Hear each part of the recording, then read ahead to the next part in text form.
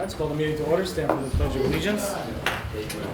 Pledge allegiance to the flag of the United States of America and to the republic for which it stands, one nation, under God, indivisible, with liberty and justice for all.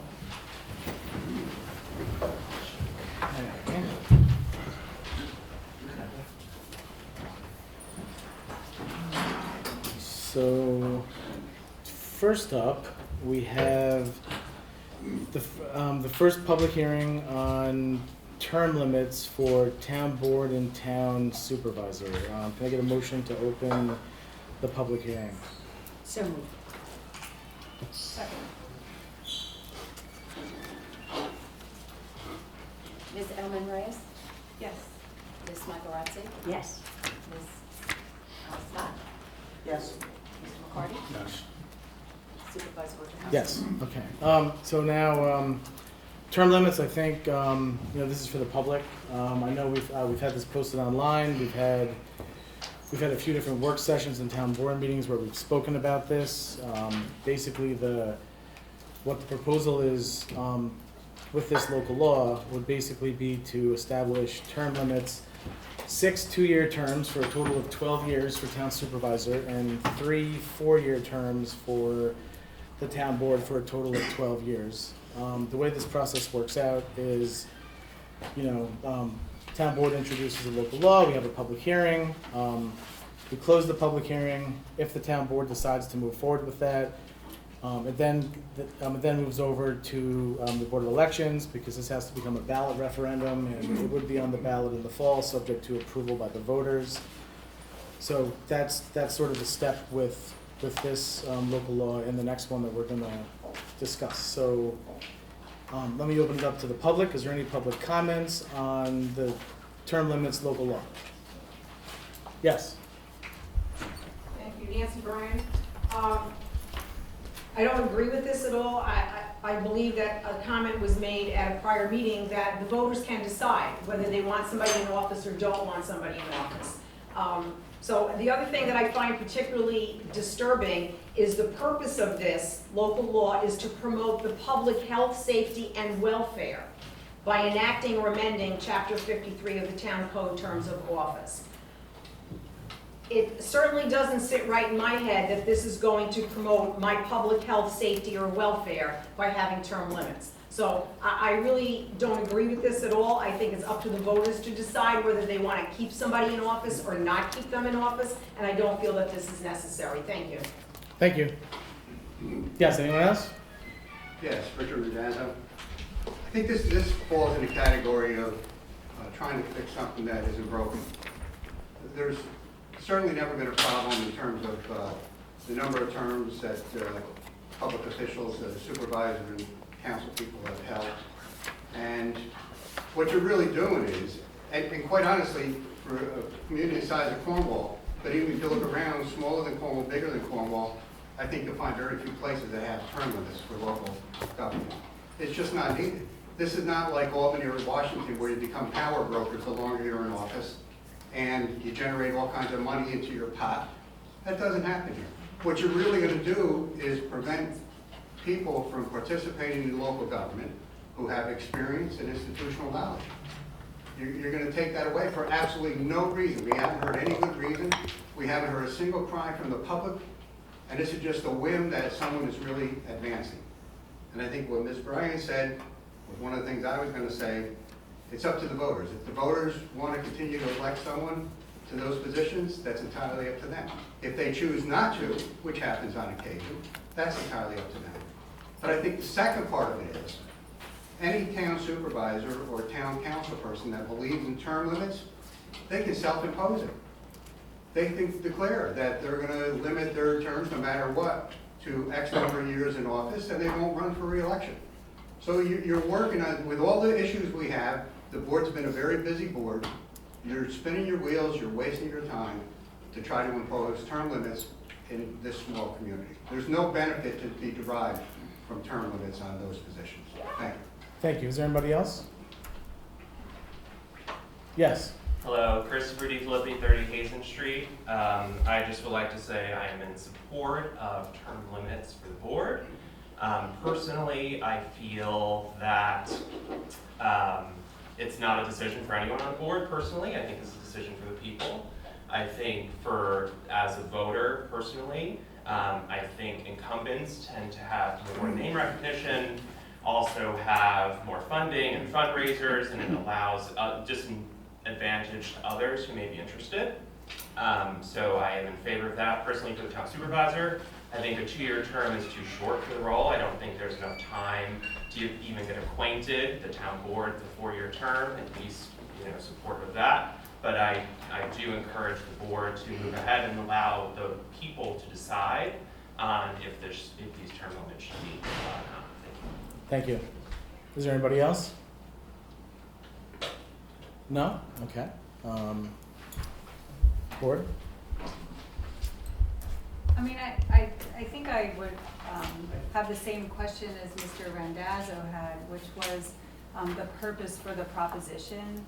I'm not sure if we've had that articulated, and I know that it's Mr. Wojciechowski, you were the one that proposed the term limits. So can you give an articulated reason why you believe that it's an important use of our time, and then it would be the voters' time to consider this particular issue? Sure. So first and foremost, I think we can walk and chew gum at the same time. I know we're a very busy board, but honestly, this isn't that heavy of a lift. We've spent maybe a half an hour on it, and this is we're having a public hearing, but we spend lots of time on other things that are maybe not as important as this. So I think that's kind of a false narrative that some want to put out there. In terms of the importance of this, so look, I agree with what Chris said, everything right there. So there's a huge incumbent advantage that you have, and I think that especially in executive level positions, I think that the longer you're in office, things get stale. You kind of just are there to be a placeholder to just make things run on time. There's no innovation. There's no moving things forward. And I think that we've had that trouble in the community in the past.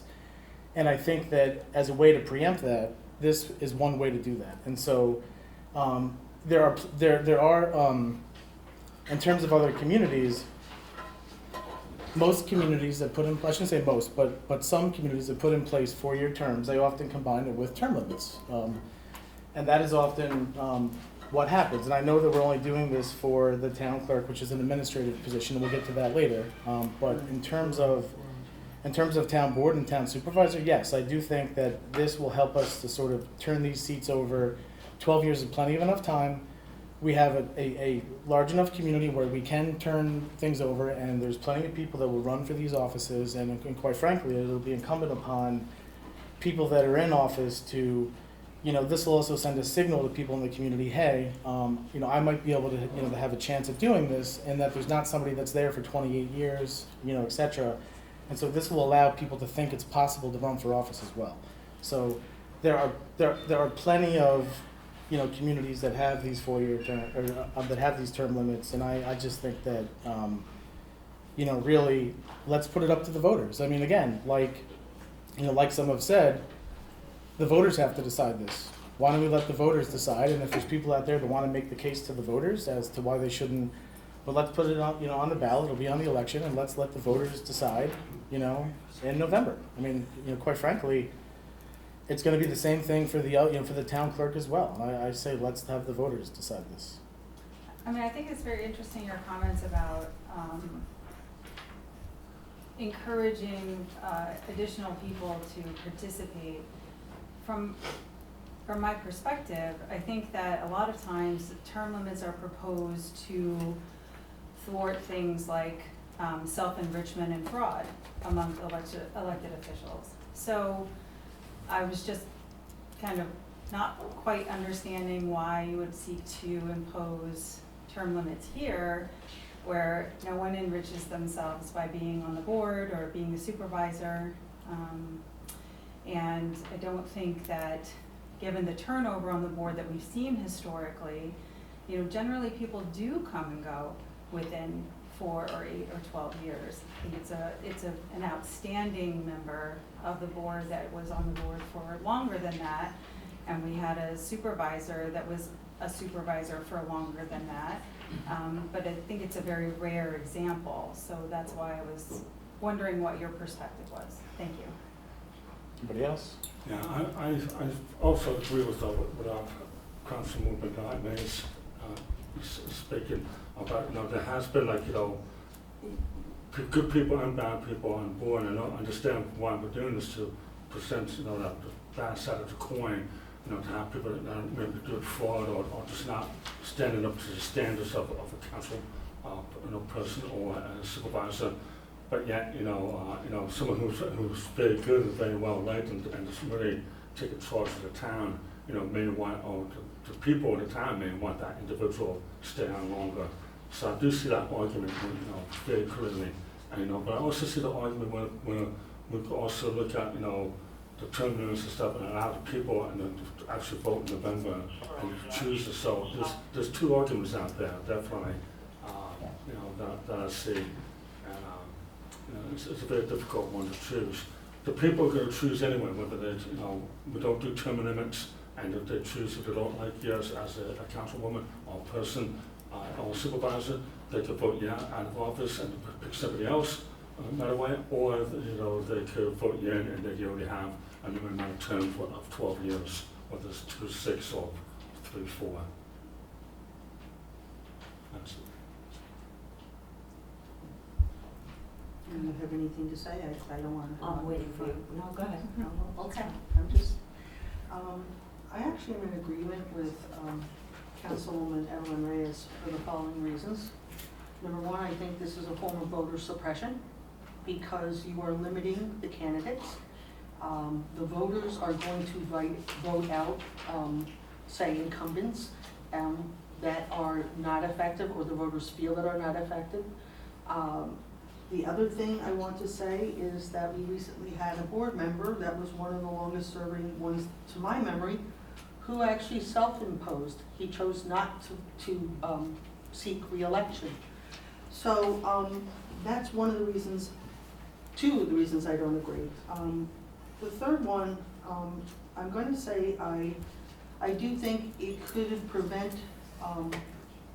not prevent, I just think that it's going to prevent, I don't want to say qualified candidates, but that experience of those incumbents that have been doing a good job. I think that, just like you had said, Councilman Rodriguez, we all work extremely hard, and we're all here as public servants to better our community. We're not here to make the big bucks. No one's driving, big cars and vacation homes. That's not who we are.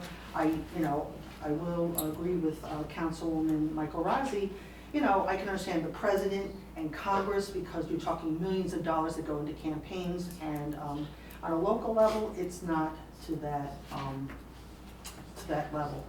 And the last thing is, I just feel very strongly that with all the storms and the drainage and the flooding that we've been dealing with, I just don't think that this was one of the issues that we should be spending time on. We should be really looking at our local people. How can we best serve them by providing the best services, the roads, the sidewalks?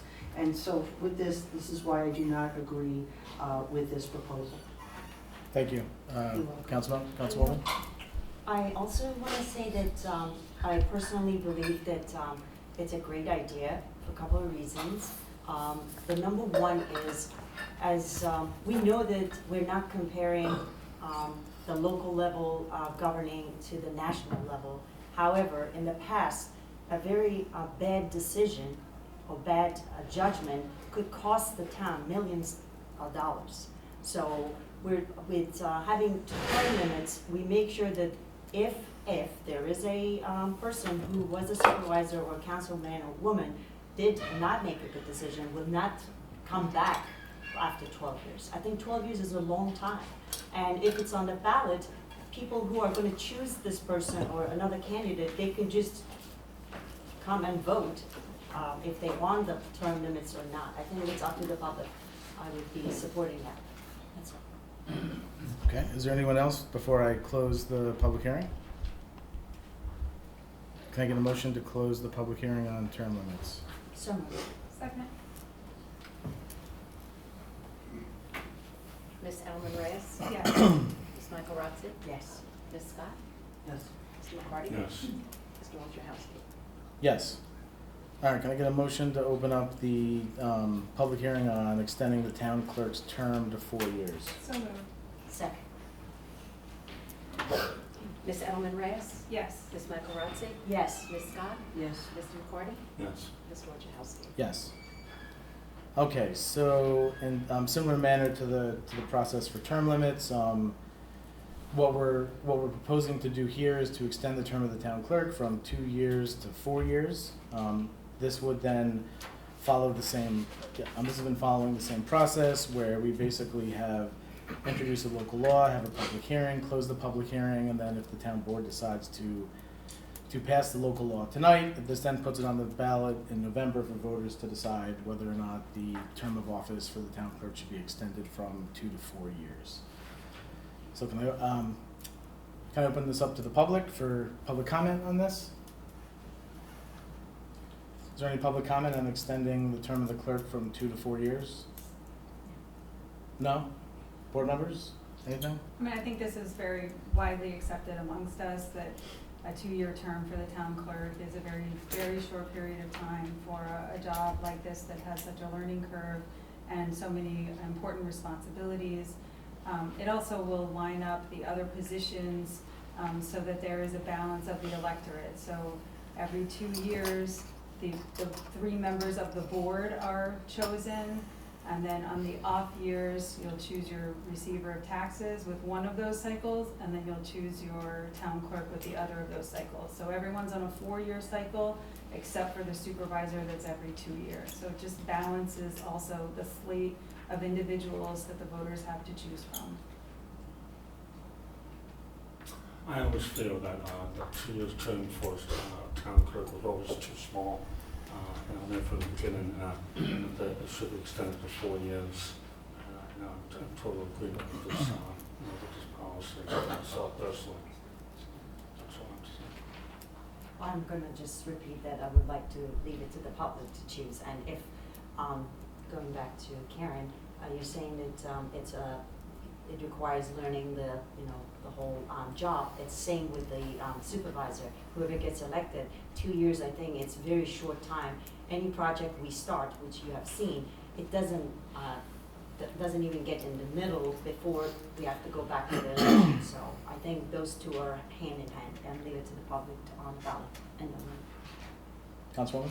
Yes. First of all, I had a very personal conversation with the town clerk.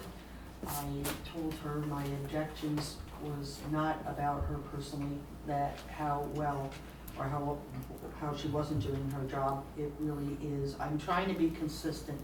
You know, we're talking about term limits for the supervisor. I feel that we shouldn't do it for the town clerk. I feel I'm being consistent. The other thing is you gave me a lot of food for thought, Councilwoman Edelman Reyes. While it's a skilled position, if the clerk is doing a good and effective job, like in the last cycle, she ran unopposed. And all is a matter of going out and collecting petition signatures, and she has no opponent. So that is why I'm not in support of extending this, because while you say the supervisor's position provides some balance with the board, so does the town clerk. Because if you saw last cycle, you ran as a slate and you worked together, and when you lose the town clerk in that mix too, you on the same years that the council people are running, you lose that clerk on one of those cycles. So that's why I am not in favor of this. Yeah, I mean, I think, as you're aware, I think that, the two, what I would describe as full-time positions that essentially run the town, the administrative and the policy should be 4-year terms. Obviously, not the entire board agrees with me on that. I do think that, my position is that the voters should ultimately decide this in November, and I think that, the voters are going to decide if they think that the town clerk should be 4 years or not, just like they're going to decide term limits. So I think personally, we should send both of these to the voters, and we should let the voters decide this. In New York, we don't have we don't have the ability, like in California, to get to get propositions on the ballot, so we have to do it this way, unfortunately. So the only way the voters are actually going to get to directly decide this is if we put both of these issues on the ballot and let them decide in November, and let people, whichever sides want to make their cases, as to for or against. But I mean, I'm for sending both of these to the voters in November. And that's forgive me for interruption, and that's a very good democratic democracy, good governing, when you are actually yourself are a supervisor and you're trying to put it term limits. I think that speaks very good of you. If I could interject one other thought, I'm talking more of a voting rights of the Board of Elections. As someone who has witnessed absentee ballots, recounting ballots, in this year of the presidential election, I've seen a lot of voter fatigue, where the people or the choices further down the ballot, there are less people that vote. They just say, okay, I've had enough of this, and they just don't vote.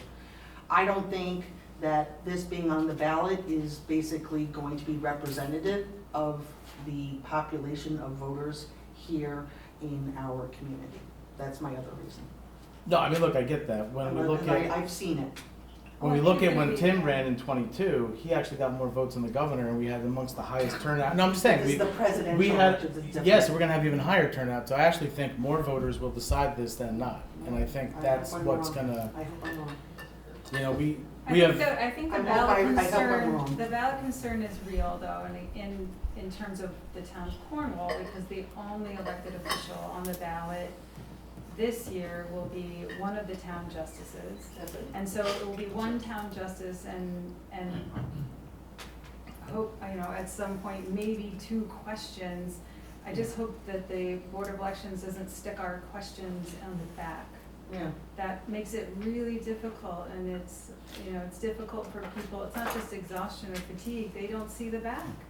I mean, how many times have you been asked to vote for a constitutional amendment to the state of New York's 50-page constitution, and you didn't see it, or your friend didn't see it, and you were like, Right. oh no, you were supposed to say yes. Exactly. So if you're not educated on every single item that's on the ballot. Well, then I which- guess that's up to So it's up to all the of people. us to Exactly. educate our But- constituents. I mean, it's still more what's there. people than the 5 of us deciding this, which I think is ultimately it'll be more than the We are 5. charged. We are charged to, actually legislate. So that's the reason why I am objecting to this. That we should Okay. never do. So if I could get a motion to close the public hearing on extending the term of the town clerk. So moved. Second, Ms. Ellen Reyes? yes. Ms. Michaelozzi? Yes. Ms. Scott? Yes. Mr. McCarty? Yes. Mr. Wojciechowski? Yes. All right, next up, NEMA. Where's our friends from NEMA? Jason, do you want to, so this is a continuation of the NEMA unsafe buildings and fire hydrant proceedings that we've been, having going on now for a number of months. So if you want to just give us an update, Jason? Yes. Yeah, as required by the last hearing, so today I'm coming back for giving the report of the progress for the fire hydrant inspection and the repair progress. So the first, the hydrant number 1 and 4, we reported last time. And after the last hearing, so our contractor fixed the 2 more hydrants. And on July 3rd, so we successfully scheduled a third-party water flow testing. Is attached in the report. So basically, based on the reports, we have right now, plus the one originally functional operated fire hydrants. So totally we have 5 fire hydrants right now we can use as now. So, and I really thanks for Gary to attend the supervise the water flow testing. And so the four inspected and repaired fire hydrant is currently functional normally and attached to attach the report back here. So the next, the contractors will be inspect and repair the main pipe next to the road to 180, and also the main valve, and also the rest of the three functional fire hydrants. So according to the above the work plan, so our contractors will priority to inspect and repair the main water pipe and the valve located at the road to 118, which has submitted application to the water department for the water shutdown on July 11th, and we got a confirmation from them to close the water for 1 day. So once the water is shut off, so we will begin to inspect and to repair the main water pipe and the vault. So after that, we will, after fixing those, so we will start to do the inspection for the rest of three fire hydrants. So the total time schedule should be around 28 days to fix all the works for the rest of the parts. So in summary, so over the past 2 months, we have been steadily advancing the inspection and the repair works for all the fire hydrants. So we make some progress. So when I come first, the first guy come over and to take over these tasks, so based on Gary mentioned, there's only 1 hydrant working, and 7 of them is not working. And to now, 2 months later, so we have 5 hydrants can be useful for the fire hydrants, and there are only 3 left. So there's some progress. So I hope the town board is seeing our commitments to this work and also the cooperative to finish this. Thank you. So, okay, so it looks like you've got 3 more hydrants you have to repair. Yeah, the later parts of the Fransky Road. In terms of so you've repaired them, but now Gary, the pressure is below the required level that we need, correct? That is correct. So, so I guess the question is, how are we gonna get to the point when we're getting the appropriate water pressure? So is that going to take further investigation? I mean, obviously you're not a fire hydrant, you're not an expert in this area, but I guess my question is, how are you going to, work to get the pressure and what's the appropriate level? I think you had given it somewhere, 115, 120? 120, and we're at what, 70 right now, 75? 70 and 85, yes. And then the many times it's the residual pressure. Because the residual pressure is way low. And for fire truck attached to any of these hydrants, any of them, it will collapse the main because they will have to draw water off the hydrant and they'll suck the water out of the hydrant, causing cavitation of the water main. Which will absolutely collapse it. None of these hydrants are all workable for the fire department at this point as they stand. Yeah. That I say. Yeah, I do bring this question to the contractors, and the reason they give me is just because right now we didn't dig up the main piping and the bolts. They need to check that point first. That's why they want to shut down the water first and to check that point first at this moment. Because after they fix some of the hydrant, they find out the pressure is not good enough. So, which means for the main piping area, probably there's some issue, or the pipe is too small when they get into this to the properties. They use the smaller pipe to get in, so that causes the water pressure. So we have to dig this up and to find if there's any other issues. And then if we fix this place, then we'll go back to the hydrants. Okay, so, I mean, obviously, when is this contractor going to be back on the property to start looking at this? July 11th, that's the day that the water department will shut off the water. So Okay, then so July. they can open the vaults. Okay, So then I guess we're gonna have to see what happens with that. So we're gonna have to stay in touch on this because, you know, we're not gonna meet again until, what is it, August?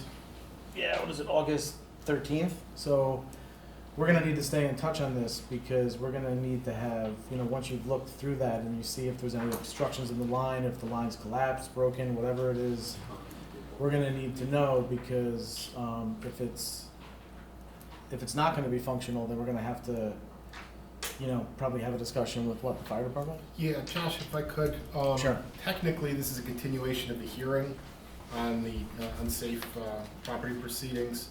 So at some point, you're gonna have to ask if the public wants to comment, but more important, you're gonna have to decide whether you're gonna close the proceedings, which I would not advise you doing, or continue them to a date certain, either your August meeting or your September meeting. You could do it to your August meeting if you like, or you could do it to your September meeting and direct that they report back prior to the September meeting, informally, you know, just either give you a call or send an email, or you could actually have them come to the town board meeting in August.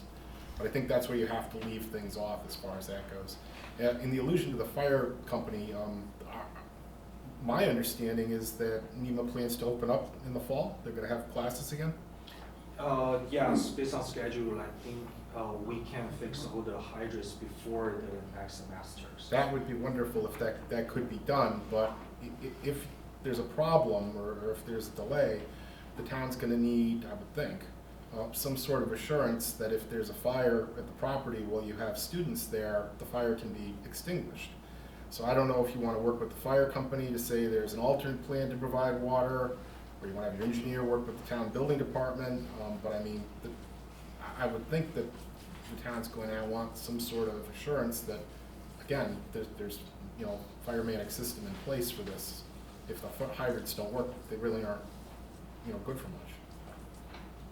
That's what I think. I mean, talking to Steve earlier today, I mean, basically, it seems to me like, you know, look, so it sounds like they're making progress, but they don't have pressure and they have 3 more hydrants. So over the next month, when do students come back to campus? Do you know? I'm not sure. So I think that, I mean, it would be, what I think really needs to happen is over the month of July, you need to very quickly determine if, you know, you're gonna be able to get the adequate pressure to at least enough of the hydrants, and if you're not, then we're gonna need to have a discussion with, you know, the fire department to make sure that they have a plan for putting out, you know, and that the building inspector, you know, the fire official who's also the building inspector on this as well, that he's satisfied with that. And then certainly that, you know, the fire department is satisfied as well, that, and they have a plan. Because if there's no plan, then I think it's gonna be hard for us to, you know, we wanna keep everyone safe. My guess is that the students are gonna arrive, if there are students, they're gonna arrive mid-August because this is the boarding school. So, and they will have orientation day with their parents, so it should be done much faster. Can I ask a question, because I feel like we kind of got off target here, and I want the building inspector to correct me. Initially, when this proceeding started, wasn't it about an unsafe building? Was it right that it had to be secure? At the time, we had an employee, Mr. Hand, Yes, and he started this proceeding. yes, he did. And the big concern at the time was the unsafe building. Okay, has that been addressed? I haven't seen anything in regards to that, other than the building has been secured. So Okay, we determined- students are not going, I'm talking just for a second. So that building, Students are not going to that building? that building has been secured, so Okay. there's no access to it. Okay. 'Cause While it was going on, it was identified there was a serious issue with the water supply for the Okay. fire hydrant. Okay, And that's kind of taken the limelight in the meantime, because they have secured the building. okay, there were no other buildings, I just want us to stay focused on like We are. what the issues are. Yeah, Well, securing the building doesn't remedy the violation, Virginia. oh, no, exactly, but that we started off one thing and then we went and. Well, they're related, don't you see it? Yes, they are. I just want to make sure the buildings are also safe for people to come in. That's, right, this is an issue of safety, public safety. Understood. Okay, thank you. Thank you for answering my question. You're welcome. Hey, Gary, do you know if all the water valves and the mains on 218 that go into NEMA, are they open? Have they been checked by the water department? When we did the water test, Mike Trainer did send 2 of his employees to be there to assist if it was needed. At the time of the testing last week, they were only doing work on their private system. So we didn't have to touch the village portion of the system. But they're now asking for the village to shut down the main valve to the complex so they can do more remediation. So they're attempting to still examine into the system and determine what valves need to be repaired. Also, a lot of the parts on this system are not readily available. They have to be specially milled. So that's also at times of like getting proper parts that they need. So this is why, and when you had raised that to me, I mean, really, if, and I don't know the turnaround time for milling parts for an old fire hydrant system, so it almost seems like we have to have 2 tracks here.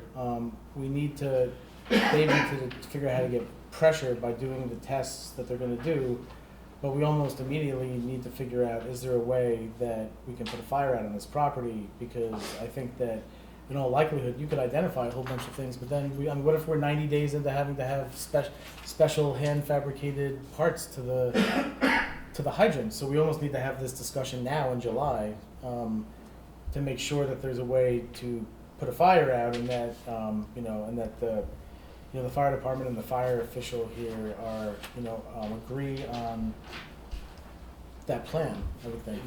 It would seem appropriate to ask NEMA to Yeah. contact the public directly and ask for a report or an informational memo. I don't know, has NEMA been in communication with the fire chief? So prior to Jason taking this over, my understanding is that when Angeline was the superintendent and working with John Hand, that there was communication with Highland Engine. I know that we have asked for in writing from, the fire department, whether or not there's an acceptable plan or not. So I know that we've asked for that. I've only so far have had from NEMA assurances, and I know from talking to John Hand, he said that he had spoken to the fire department as well, and that there was a plan in place. But again, I've not seen anything in writing, no memo, no anything. So I think, the board's gonna have to decide what it wants to accept. Is it gonna be, NEMA saying they had a discussion and it's okay? Or is it gonna be, we want something in writing from the fire chief to the town board saying that they have a way to, I think. I think I would prefer to hear it from the fire department. Yeah. Sorry, I'll add more information. Yeah. So, we only just got this report today, actually, and Bill is from Sweden. We already submitted those reports to the fire department. Okay. For them to take a look. I know it's not finished 100%, but at least we have like 5 hydrants at pressure like 70 or like 85 psi. So we gave them this report, and hopefully, like if you, the board like need them to have like a response, or like from their side, we can ask them to based on the current situation, to give their summaries, and also during the next months, like even before the August semester. So what's their suggestions? Like if they can work short time for this water pressure and keep working on it, or they think it's totally unacceptable, we need to redo everything. So maybe they can give us some advice from there. So you did provide this to the Yeah, fire today, department? we already today. submitted to them. To Yes. who? You want to take, Who did you give this to? I went to the wrong firehouse. I went to, Storm King, yeah, and you needed to go to. I went to the other place, but no one was around Okay. at the moment. So when I leave here, hopefully someone will be there. Yeah, they have meetings on Tuesday nights. Okay. They'll be there right now. Yeah, and so Gary, maybe what you could do as the fire official for the town, you could just follow up, copy me on the email, you know, and ask them for something in writing. I mean, certainly you're gonna ask for something in writing from them, correct? Yeah, so my purpose is just let them know the status. And we originally planned after we fix all the hydrants, and then we're gonna make a appointment with them and let the fire department come over to do the testing. But if the board like you willing to hear from the fire department of the opinions, I can definitely ask them to give a summary. Yeah, I mean, I just think given that we don't have that much time here, that we have to like just assume the worst case that, you know, you're gonna need an extra handmade valve and that in order to open, you're gonna need to have a plan that's approved, you know, I mean, the fire department's gonna have to say they can, you know, put the fire out or whatever, that they're gonna have a plan, and we have to just go on that assumption, and then if that's not the case, great. I mean, it would be great if next week you open up the pipes and you can get the pressure restored and everything, but I don't think we can just hope that's gonna happen. I think we have to be planned, you know, you gotta like plan ahead and hope, and, you know, talk to the fire department and make sure that we have a plan to get a fire out on the property. That and ask them to come out and develop a plan with you so that you have some sort of safety plan in place sooner rather than later. Do you see what we mean? Yeah. Like, we're hearing that if there is a fire, it's gonna be a great difficulty because it could collapse the whole system if they hooked up. And if they don't know that this is going on because you haven't communicated with it, they're just gonna go down there and they're gonna do what they do.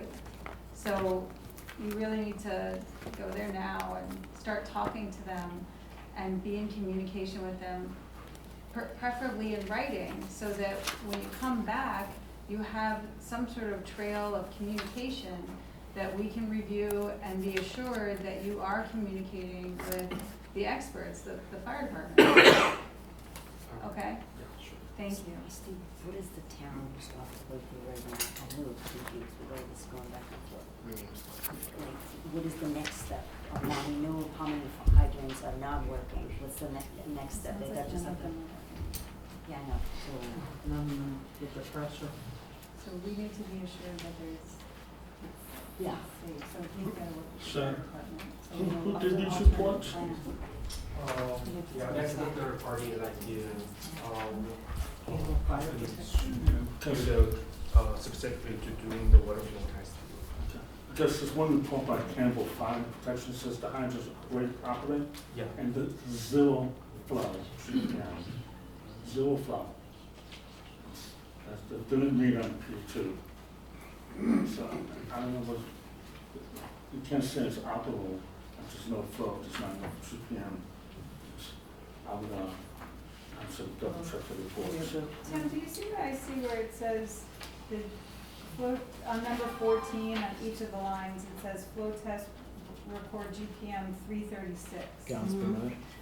What does that mean? Gallons per minute. Gallons per minute. Yeah, but the 336, that's It's not the very number low. you're looking for? No, there's one here that says, on hydrant number 5, says the hydrant's found to be operated properly.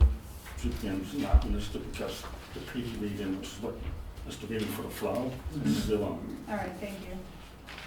And it's coming out of 2.5, it's supposed to be flowing 4.5, not the 2.5. Thank you. So maybe you do want it back in August then? Yeah, I would think we should have them back in August. And at that time, so if you could, you know, look over the next, before the August meeting, which is August 13th, if you could obviously, you know, do the tests that you're gonna do, keep Gary and myself in the loop on all of this, and also, you know, make sure that the fire department gets a copy of this, which I think is hopefully gonna happen tonight or tomorrow, and then, you know, it would be great if when you come back in August, you also have something from the fire department as well, saying that in the event that it's not operable, that there's a way to put the fires out. And you know, look, certainly too, I mean, look, Gary and others can follow up with the fire department too on this. But it would be good for you to make the outreach and the request as the property owner. See if there's any public They're comments. open Oh, now- yes. They're open now Tuesday Yes. night. Will you write on the date, Yeah, is we August, told or are we going to a Monday meeting? September. September, okay, just Yeah. want to clarify. Yep. No, I know, I'm sorry. So is there any public comment on this? Yeah, Josh, I'd like to comment on it. Just, again, you know, I think the town has bent over backwards to work with NEMA, and NEMA is important to the community, always has been. But I'm concerned because you talk about kids coming back in August or September, but I think it was last week, or certainly in the past 10 days, I saw dozens of kids with yellow shirts, red shirts down. I don't know whether they're day campers or whether they're staying overnight or what it is, but there's people using it, there's staff using it. And I think the town is putting itself out, to be honest with you, from a liability standpoint, because you've been aware of this. I don't know what the rules are in terms of what the requirements, but if the requirements are that those hydrants have to be working and they have to have a certain amount of flow in order to meet the fire safety codes, then you can't keep waiting for NEMA to just be in third parties back and forth, give a little bit of information. They've got a contractor, nobody knows about the contractor. I mean, I really think that they're going to have to hire professionals, whatever they're going to have to do. I don't think you can rely on the fire department to put a plan together that if the hydrants aren't working, what they're going to do. I'm not a fireman. But I will tell you that there's a lot of risk there. And the last thing you want is, God forbid, something to happen where all of a sudden everybody's looking back and seeing who was doing what when. Who knew what when. How long did the town know that the hydrants weren't working? And if they're required by the code, something should have been done before. I think NEMA just keeps pushing this off. They're going to come back in July, they're going to come back in August. And like I said, I don't know if there's kids down there, but I saw a dozen of them down there on the parade field within the past week or 10 days. So I really think that you have to have some strong deadlines here to see progress and find out now what happens if those hydrants aren't working properly and there's insufficient water pressure to, you know, for firefighting purposes on that campus. Find out now and let NEMA know. If you don't reach a certain point, then you know what? You can't have kids in those buildings. I don't know if any of the buildings are sprinklered or not sprinklered. You know, I think Gary Shaken said no, because if they were, there are no water supplies. Yeah, I don't know. But all I'm saying is I think the town has to really take a stronger position. As much as we like NEMA, people's lives could be at stake here under a tragic situation. So I'm just encouraging the town to get some strong deadlines here and let everybody know what's going to happen if they don't make the repairs and get that firefighting equipment up to standards. Thank you. Feelings into account, but here's what you... Is there anybody else on NEMA? No? Okay, so, Motion extended to the meeting in August. So, it was a good question. I just want to ask you real quick, Steve. What is, like, us going back and forth every month like this, what is the town's culpability if something does happen? Well, in terms of code enforcement, it's a Yes. public duty, and the town can't be held liable for failure to perform a public duty. Same thing if the building inspector doesn't cite somebody for a violation.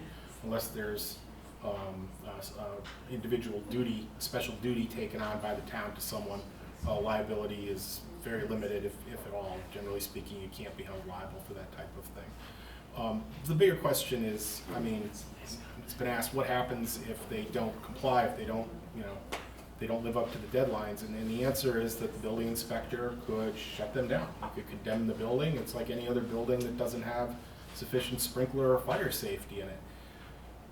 That's an awfully big step to take, particularly for an institution like NEMA here. There may be, and in fact we were told in the past there is, alternatives for putting out fires on the property besides these hydrants. Now, of course, the town's going to want some proof of that. Mm-hmm. But if it isn't forthcoming and if they don't make progress, the town may have no choice but to, you know, shut the property down.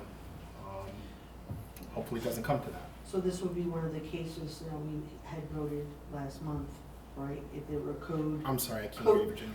We had voted last month to vote in terms of having your firm represent the building inspector in proceedings where there was no compliance, correct? Well, yeah, technically this would fall under that, but I can assure you that the building inspector and I would not undertake those type of proceedings without informing the board first and getting your approval. No, but this would be one of the cases that Would you not have to adopt a enacted. separate resolution? No, you would not have to adopt a separate resolution. Okay. That's true. Thank you. Gary, Have you witnessed anybody on the property, as far as like the students? I was there early this week when we did the testing, and there was very limited people there.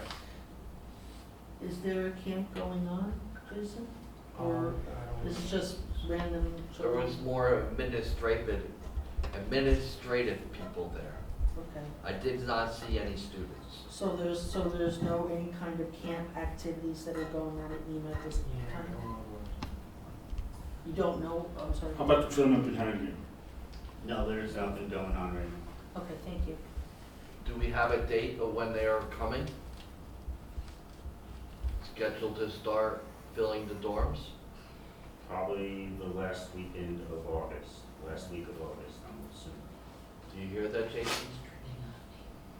You understand your deadline? Yeah, so And we have a meeting in August before that date. August 13th. So, so I know we only have one meeting this month.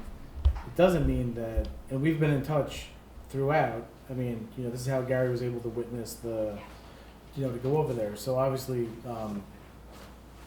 over the next month, well, first, let's just, you're saying that there's no students on campus. There's no, I mean, look, we don't issue permits for camps. That would have to come from like county health or from elsewhere. So, to my knowledge and Gary's, there's just, staff and, limited staff and whoever is, occupying those houses on Faculty Road that is on campus right now. So, in terms of the next month, I would think what makes the most sense is that, please, as quickly as possible, get your professionals out there, do what you have to do to determine whether or not the lines are going to work or not, and you can get, adequate pressure.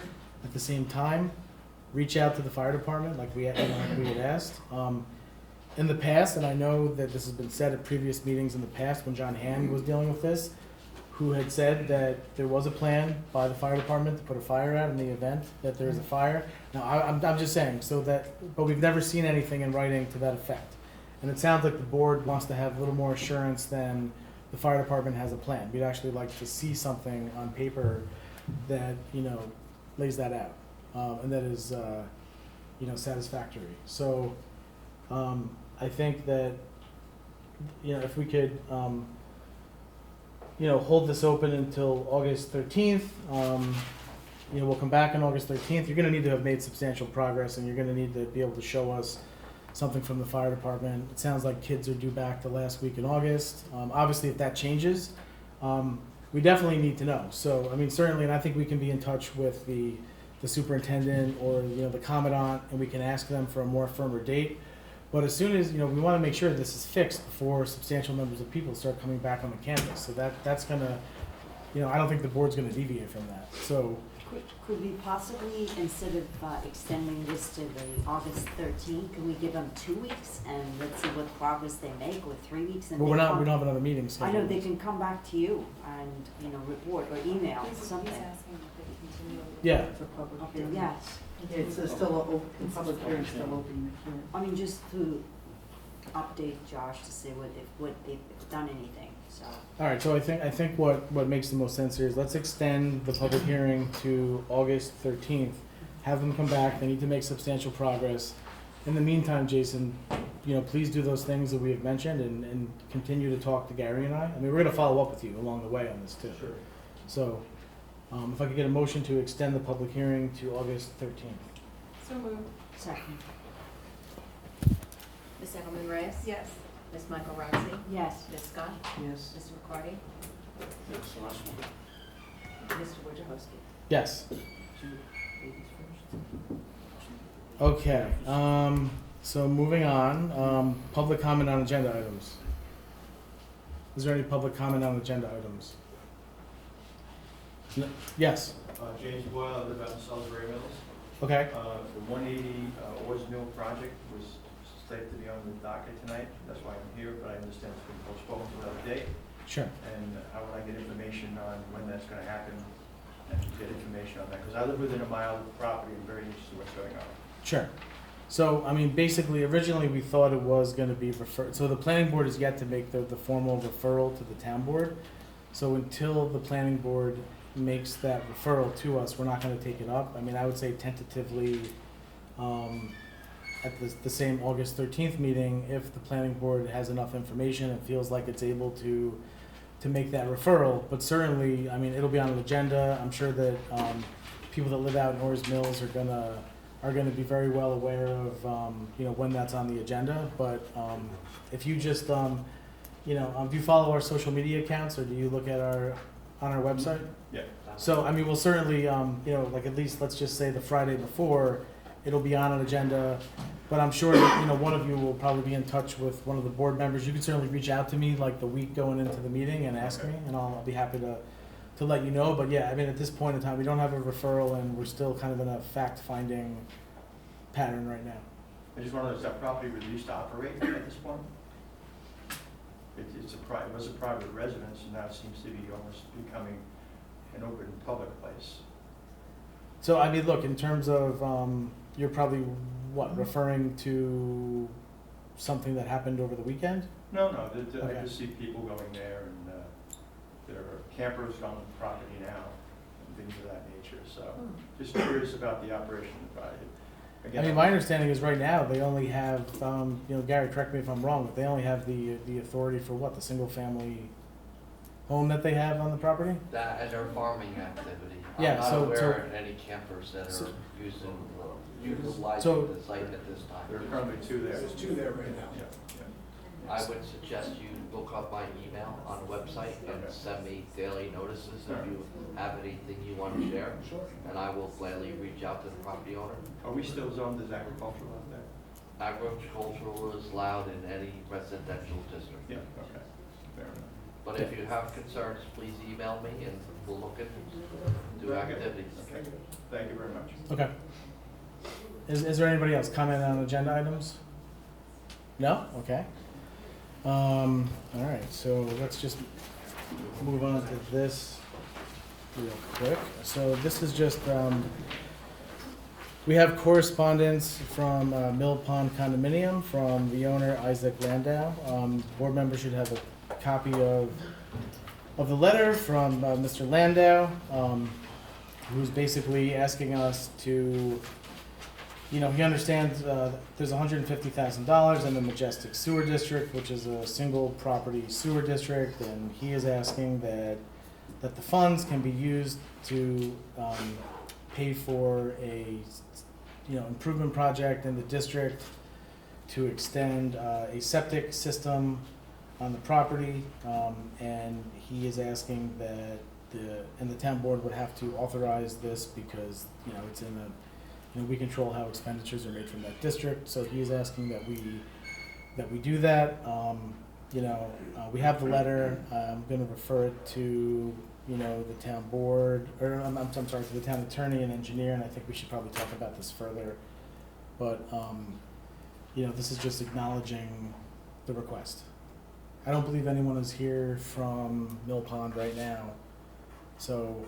Just because I only had questions about the legality of the request, how that would actually function, the dissolution of the sewer district if need be. I have those kinds of questions, so I'll wait. for Yeah, the I response. think there's like more information we need to get. I need to know more. Yeah, no, I agree.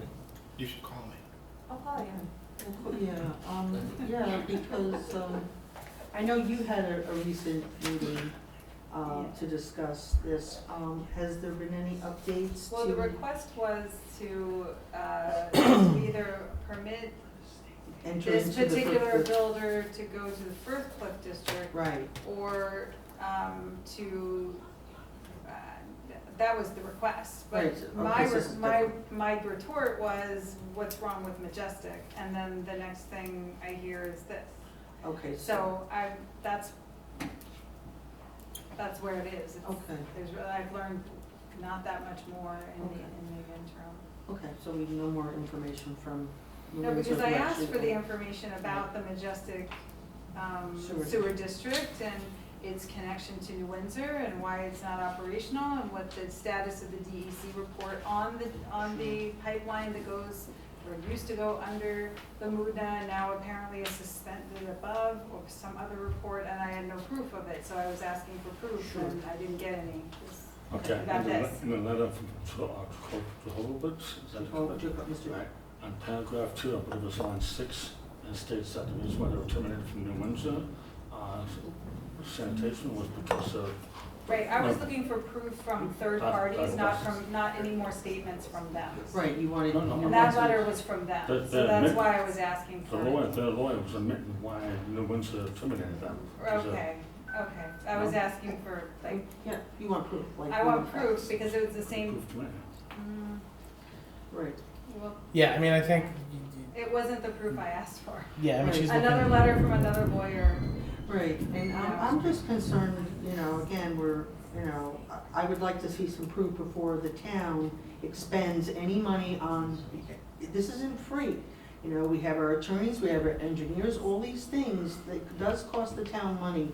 And I don't think we should be going down this until your questions. and No, I your mean, I information- believe that the Majestic Sewer is no longer. I believe that is true. Right. The question becomes, it's a district that holds public funds and. Well, it's not no longer, so it exists, we have to It report exists, on but it, it has it's not funds in it. operational, how's that? No, it's not operational, it has funds in it, and the property owner, the district is making a request to spend funds that he paid into. I'm just saying that, Right. that's what is, And on a private entity, so that's what my Yes, question is, like, it's a how can you expend taxpayer dollars, public dollars on a private building project? And that's why I'm gonna call Steve.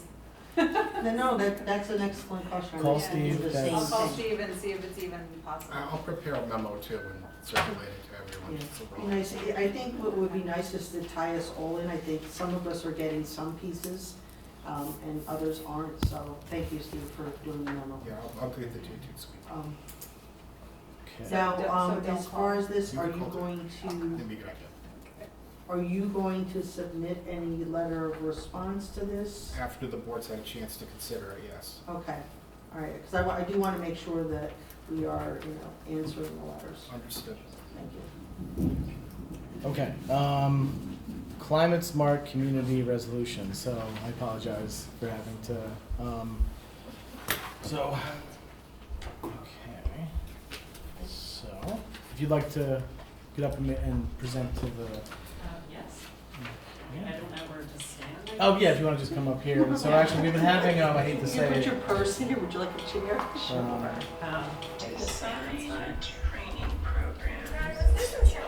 This was working earlier, so of course it's not now, but I have printed copies, so I don't know if we want to. We have printed copies. Yeah, I do. I printed copies of the. so In why don't I case we just- have technical Yeah, difficulties, yeah, we're having. nature, I might need to also. Of course. I'll give this one. So, oh, here, Give her one? can you one more? And then I'll give. Thank you, and then I'll give you back. Okay. No, I have it on here. You have enough? Yeah, I have it on here, so I can so pull it up.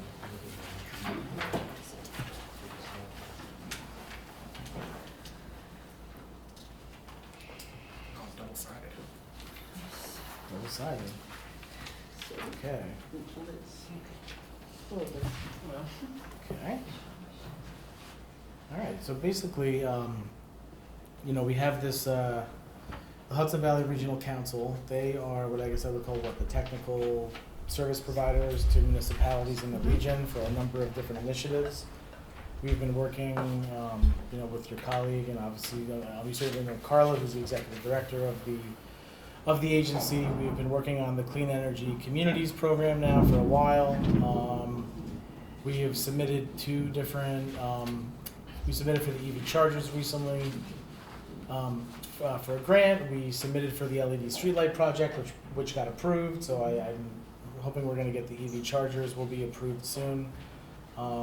The goal is gonna be to submit more so we can eventually cross the threshold and get some grant funding. There's something called the Climate Smart Communities, which you were gonna, I think, talk about a little bit and what's required, and maybe a little bit on both programs too. Yeah, definitely. So first of all, I'm Liz Sun. I'm a Clean Energy Communities Coordinator at Hudson Valley Regional Council. The coordinator for the town of Cornwall is Eleanor Peck, but she's away right now, so I'll be giving the presentation. So I will be talking about the DEC Climate Smart Communities program as well as the NYSERDA Clean Energy Communities program.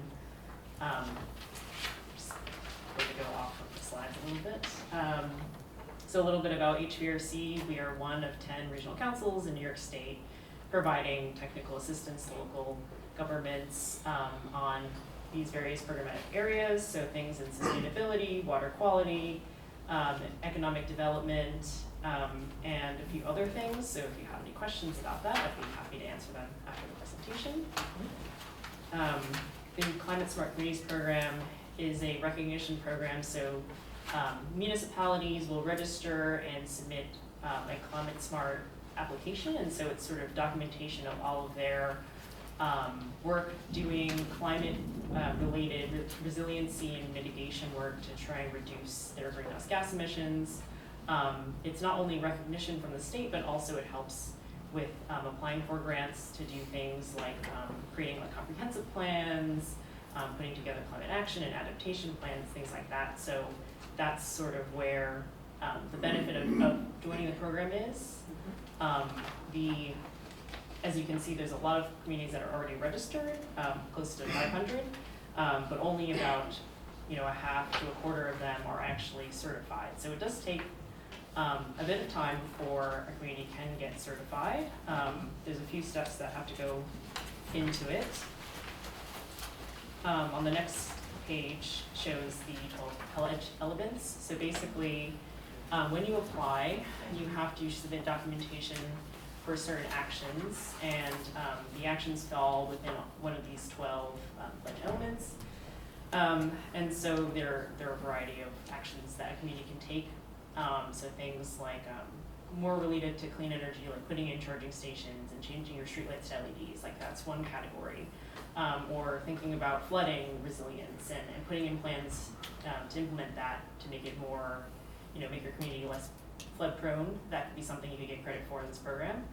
So there's a lot of things that a community can think about, and it also helps guide. Let's say if you have some ideas in mind and you don't know where you want to go about getting into it, there's some guidance in the program about how to implement things, and also documentation on the website from other communities who have done it, so you can also get guidance that way, which is really great. The first step to getting into the program is to pass a municipal resolution. And so this is like a little screenshot of what the model resolution looks like. I can send a copy after this meeting of what the entire resolution is. You can change parts of it. The only things that need to stay are the 12 pledge elements. That's going to be included in the resolution, saying that you are committed to trying to certify yourself that fits into these 12 pledge elements. Otherwise, the other parts of the language can be modified to see fit for your resolution. Okay. And then once that is passed, you become a registered climate smart community. You can then go on to working on your certification application. And there are 2 mandatory actions and then several priority actions. You do need to establish a CSC coordinator, so someone who's going to be managing your CSC application, and also a task force. That task force can be made up of your current CAC, can be made up of volunteers, other board members. They really want a mix of community members and also town staff to help kind of put the application together. So that's the mandatory actions. And then the priority actions must fall within these 6 categories. So you don't need to do everything in a priority action, but you do need to hit a certain amount of points. So every action you complete is a certain amount of points, and then there are 2 certification levels. There's a bronze level and then there's a silver level. And so you would just need to go through and sort of figure out which actions you have completed, which ones you would need to complete in order to hit one of those levels. Okay. And then the next page is just showing some resources that HVRC has, and also a link to the DEC website that you can explore to sort of get a better understanding of the program. And we actually have some very helpful and informational videos on how to get started on our website. in terms of what HVRC can do, so we can provide guidance on how to get started, like I am right now. We can help you review actions, answer questions about what type of documentation is acceptable. We can present again to your board. And then we also provide certain cohorts for further support, and they're for really specific actions that are more intensive, but they award you with a larger amount of points. So those are going to be your government operations and community greenhouse gas inventories and the climate action plans. Okay. And how is that related to the Clean Energy Communities program? So you can get credit in both for certain actions, and that's on this list in that table. So anything on that list you can do and get credit for both, which is kind of nice. Or if you're already starting to participate in CEC, then you can think about how that would apply to your CSC application. Like the supervisor was saying, you can get grants for doing clean energy actions. It's pretty simple. You just need to fill out some forms saying that you completed this action. You submit it to NYSERDA, they'll approve it. I think right now, because you're just starting out, the first grant that you'd be eligible for is a $5,000 grant for completing 4 actions. It sounds like you're about halfway there. Yeah, we're about to move on to, so we're just about finished completing the community campaign form. Oh, great, okay. And so once we get that off, we're hoping to kick off before the summer is out, local community campaigns. Yeah, Yeah. the summer is a great time to do it. I know a lot of communities work on having events at farmers markets, other summer outdoor events, so it's a perfect time to start that, yeah. And then the next page is just showing the higher grant levels that you could potentially get if you continue to do more work in the program. And the nice thing is there's probably a lot of things that you have done and you just aren't aware that you could be submitting to get grant funding. So we have a few communities who have done a bunch of energy efficiency upgrades to their buildings or other things, and so they're able to just get grants like immediately, which is pretty great. And yeah, that's about it. And then there's our contact information for Osby. Okay. So I know some of the things that was actually on our agenda tonight was we have to replace air conditioning units, and we're looking at the heat pumps. And I know when I was viewing the seminar, there's actually points for doing that, but also to get residents to use it as well. Am I correct on that? That is correct. So that's one thing. Then you mentioned something like I think it was, I'm not going to name the dealership, but they could actually come with EV cars and just to educate the public on it, and that would qualify us. Is correct? Yeah, so as a part of that campaign, you can work with dealerships to do test drive events. Yeah. And so other communities have done that, and it's been very successful. Yeah, we're actually working on, we have like a small group, Roksha, myself, some folks from the CAC, we're working on We actually talk about on laying out the community campaign plan, which is going to include some, some of the easier, campaigns that you can do. the farmer's market. Yeah, so once we have it, we'll certainly share it, but, we'll let the board kind of see what the strategy is going to be, but really it's a matter of getting the word out, and you got to get signups of people in the community, and I mean, really the hardest part is going to be making sure that who you're partnering with is going to get you the data back so you can verify that somebody who attended your event actually took the action, bought a car, made the upgrade, whatever, because that's how you get the points. Eleanor has been very helpful and we've done several workshops with her. Yeah, she's the best. So what are those workshops? I'm very interested in attending. So- They're via Zoom. Oh, all right. No, I so- did attended one, but I didn't know about this. That would be a nice thing to attend. So in terms of the plan, we actually have to, there's a form we have to fill out that we have to submit Yeah. back to the state. So we're just working on what that marketing plan is gonna look like and what events we're gonna be at, and so we just haven't finalized it yet. Okay. So once that's submitted, we'll certainly, get that out to the board so they know when the events are gonna be, because we have to advertise it. In terms of, so in August, I'm gonna be asking the board to possibly adopt the Climate Smart Communities Resolution, which then, gets us, gets us into the system. And then, this way, while we're doing clean energy program stuff at the same time, we can try to also do stuff in the Climate Smart at the same time. So in August, I think it's pretty low hanging fruit to just adopt the resolution. I mean, you've done that in other towns that you're. Yeah, Climate Smart's a great program. Doesn't really It's obligate you not- to anything either. Not so, hard to start yeah. out on at all. The issue is, of course, finding somebody to be a really good Climate Smart coordinator. Yeah. You need somebody who's willing to devote a lot of their time and It is all- educate themselves on this. No, I mean, it's a great idea. I mean, I'm even thinking of the youth garden club that does the composting. They collect all the food scraps at the farmer's market. So I think if we actually put our heads together and really thought about some of the things that we've done already as a town, I think we have a lot more than we realize. I think so too. So thank you. Yeah. Thank you. Thank you. Any other questions? No? Okay. Thanks for coming. Thanks for coming. Sorry for waiting. No, Thank no you. worries. Thank you so much for having me. Okay, so Sean, I think you're up. Thank you for waiting. Thank you. Of course.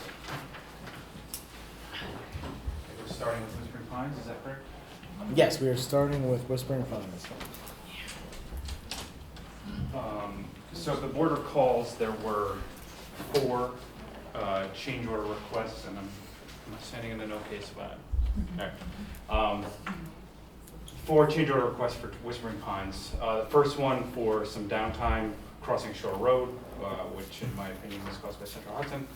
Second was on the NEMA property. There was some potholing that had to be done, actually at the request of Central Hudson, that Whispering Pines requested a change order for.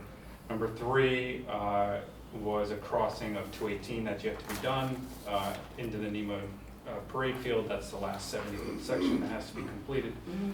And the 4th one was for related to contaminated soils at the 317 Main Street site where sewer was installed. After some back and forth and with some help from your council, Whispering Pines has agreed to eliminate all but 1 change order.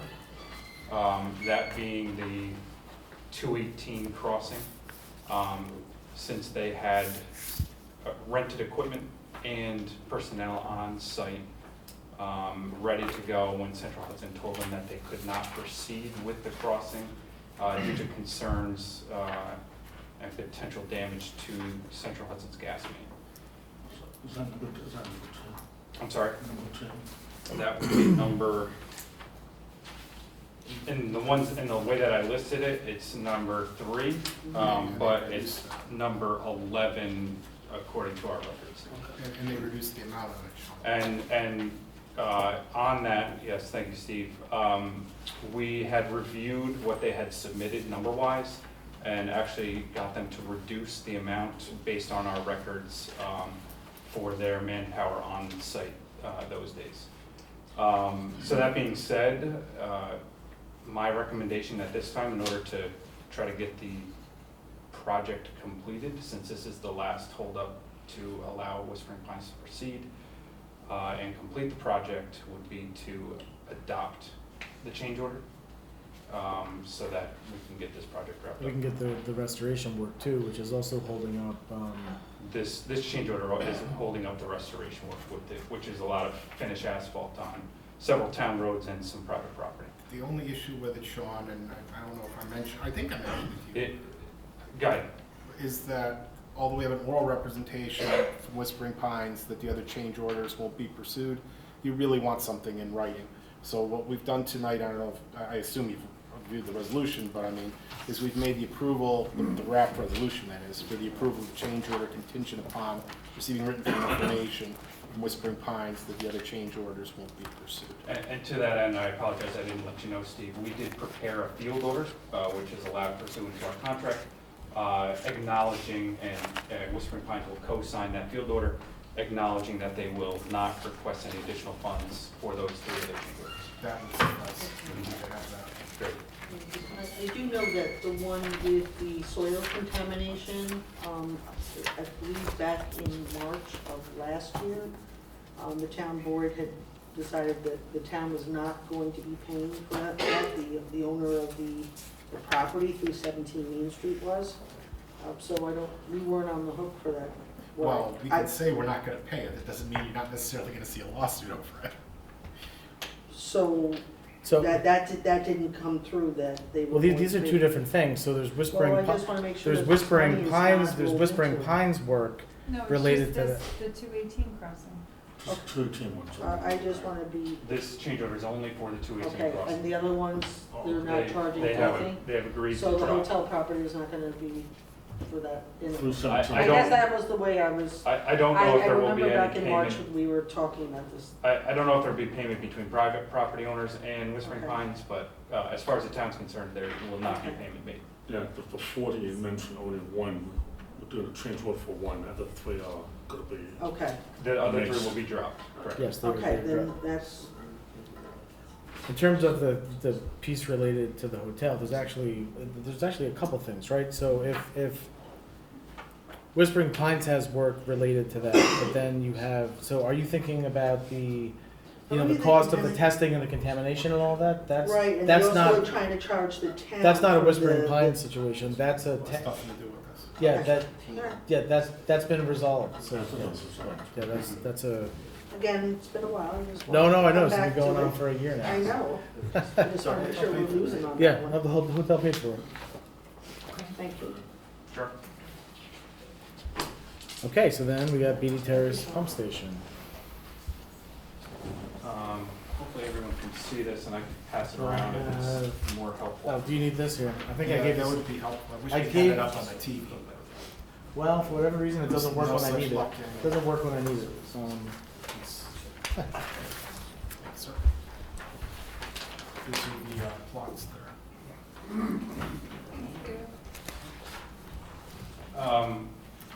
So as you know, we're working on the design of the replacement of some of the sections of sewer within the Firth Cliff District. Part of that replacement is going to be the replacement of the Beatty Terrace pump station that, as long as I've worked at MHG, has been in need of replacement. That is located on Beatty Terrace, adjacent to Deolinda Drive, which is a private road, right near the intersection of Mill Street and Beatty Terrace. The existing elevations of the sewer, in order to be conveyed into the pump station by gravity, affect the depth of cover of the gravity sewer off the page, which is actually behind the homes on Harold Avenue. So the sewer runs behind the homes on Harold, on the west side. So the relocation of the pump station is pretty important to make sure that we can continue to provide gravity to the pump station and don't need a second pump station in order to convey the sewer. To that end, I should say secondly, the pump station, really there's not a lot of land in order to relocate it on its current site.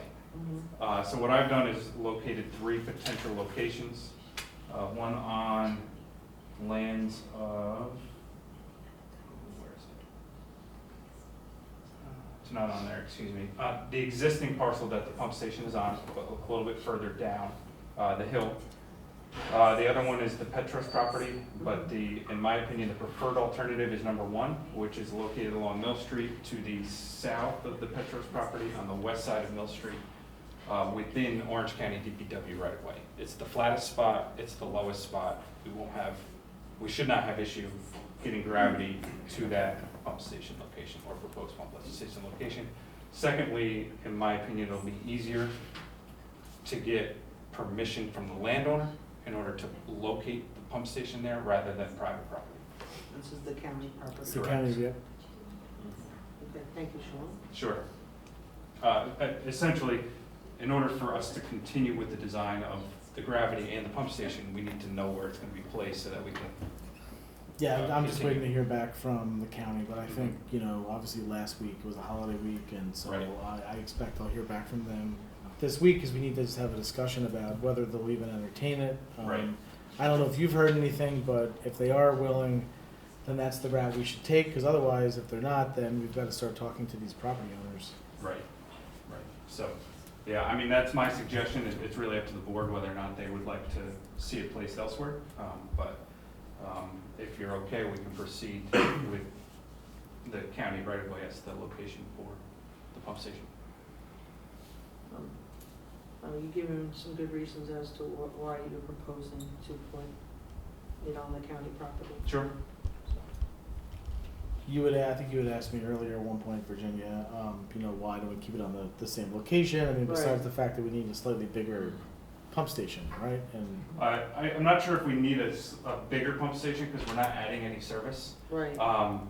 But the existing location, there's not enough space There's not enough space to there. keep the old one working while the new one is being. Gotcha. Okay, then, Now I okay. get it. All right, that makes more sense. Okay. No, now that you. Yeah, sorry, I didn't clarify that. Oh, Yeah. no, you just did, thank you.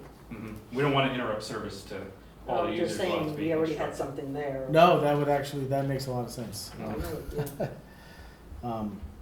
Okay, yeah, and then, look, obviously, we need to resolve this because this is also holding up the rest of the Firth Cliff right? Right, Yeah. so as I was alluding to earlier, in order for us to design the sewer, we need to lower the elevation, Yeah. which, like I said, affects the pump station, the current pump station. So we can't locate the pump station at its current location. The reason for it needing to be lower is because there's not enough depth to cover or for cover to meet current standards for the gravity sewer. Okay. So, the one that I was asking about, there's no other land, like, say if the county says, no, we're not interested. What do you think? There's nothing, I know that we're looking at perhaps approaching, the property, the Petros's, but, And the other location would be on the other side of Dealey Drive. oh, I see, it's circled there, correct? Yeah, that's Okay, then. existing.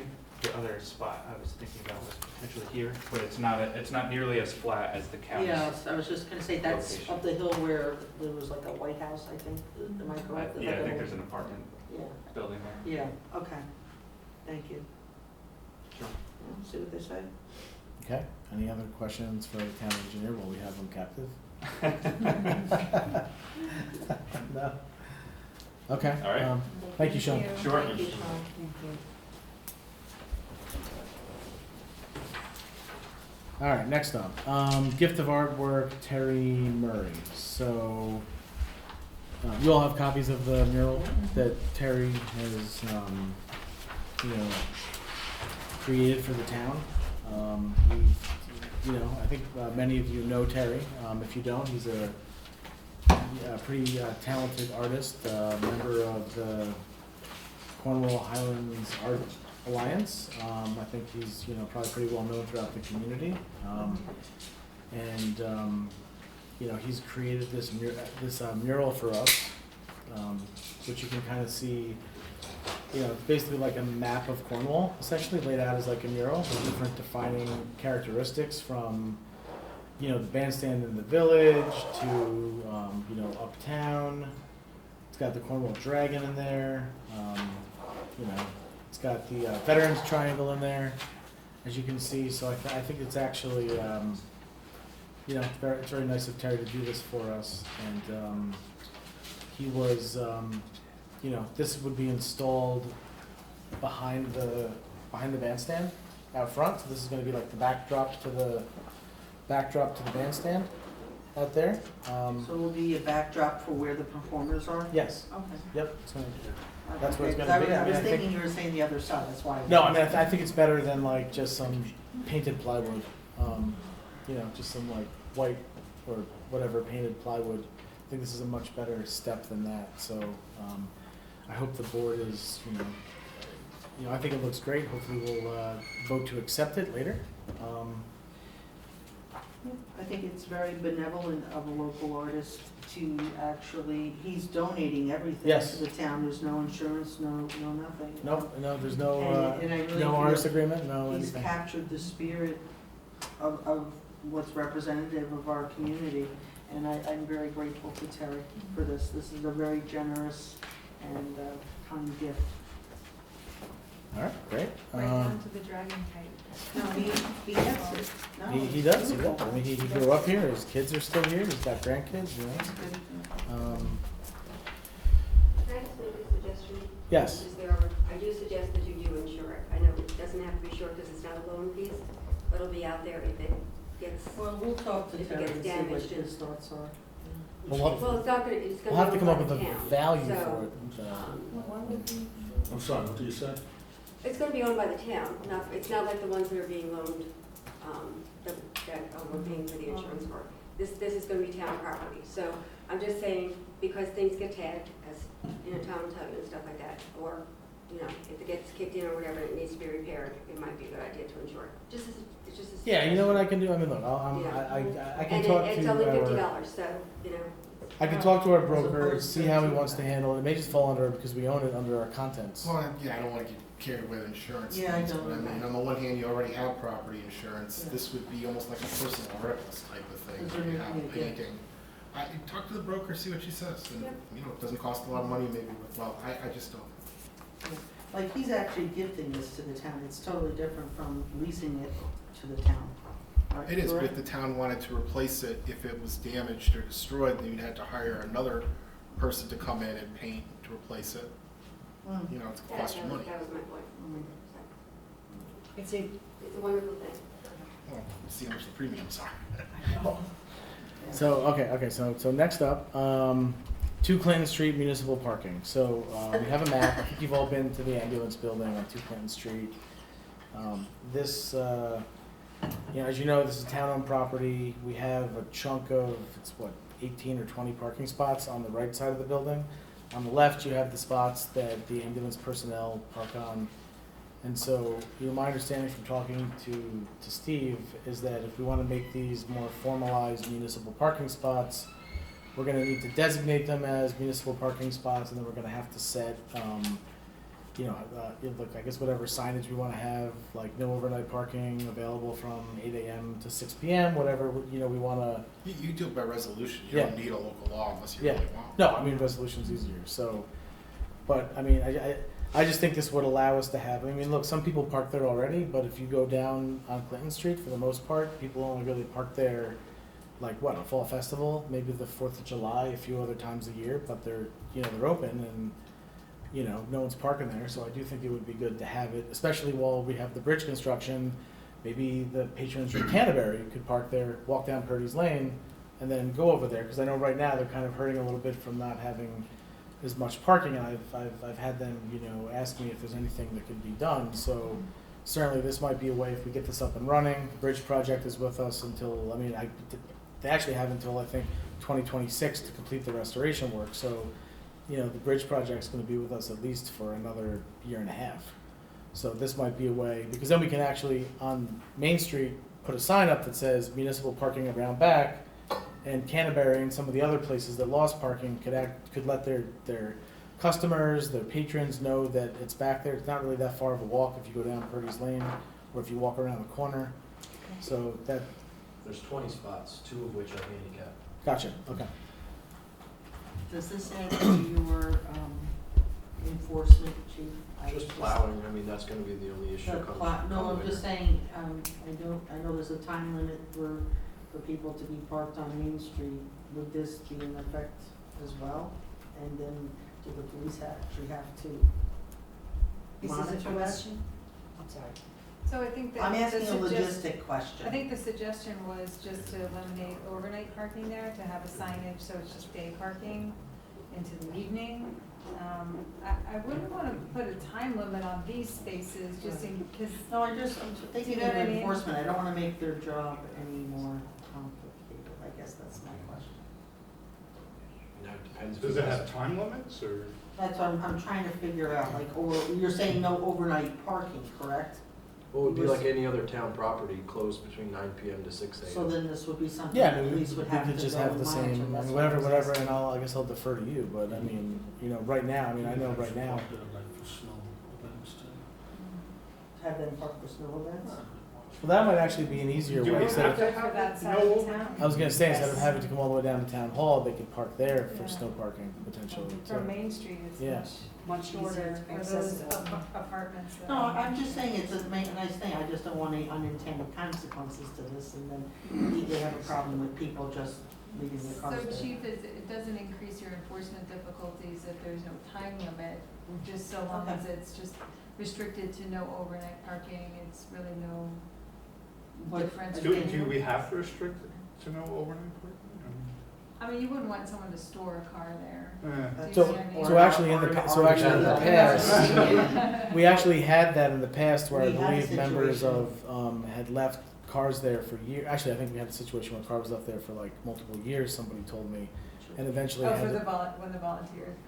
Yeah, Yes, so I on. observed such things. Yes. Yeah, So- but also like Yeah, the you don't want church, that. the church at St. John's, they had RVs that just, people just parked their RVs there and left them there. There's also apartments across the street that regularly use it for parking and. Right, right, again, No, it wouldn't be a big, Okay. big ask. I think it makes sense. I think we've discussed this particular lot before. no, this is, well, Um, this is kind of neat. The only reason why I would say no overnight parking is because there is EMS staff asleep in the building overnight, and I don't really think they need the extra commotion in the parking lot throughout the night.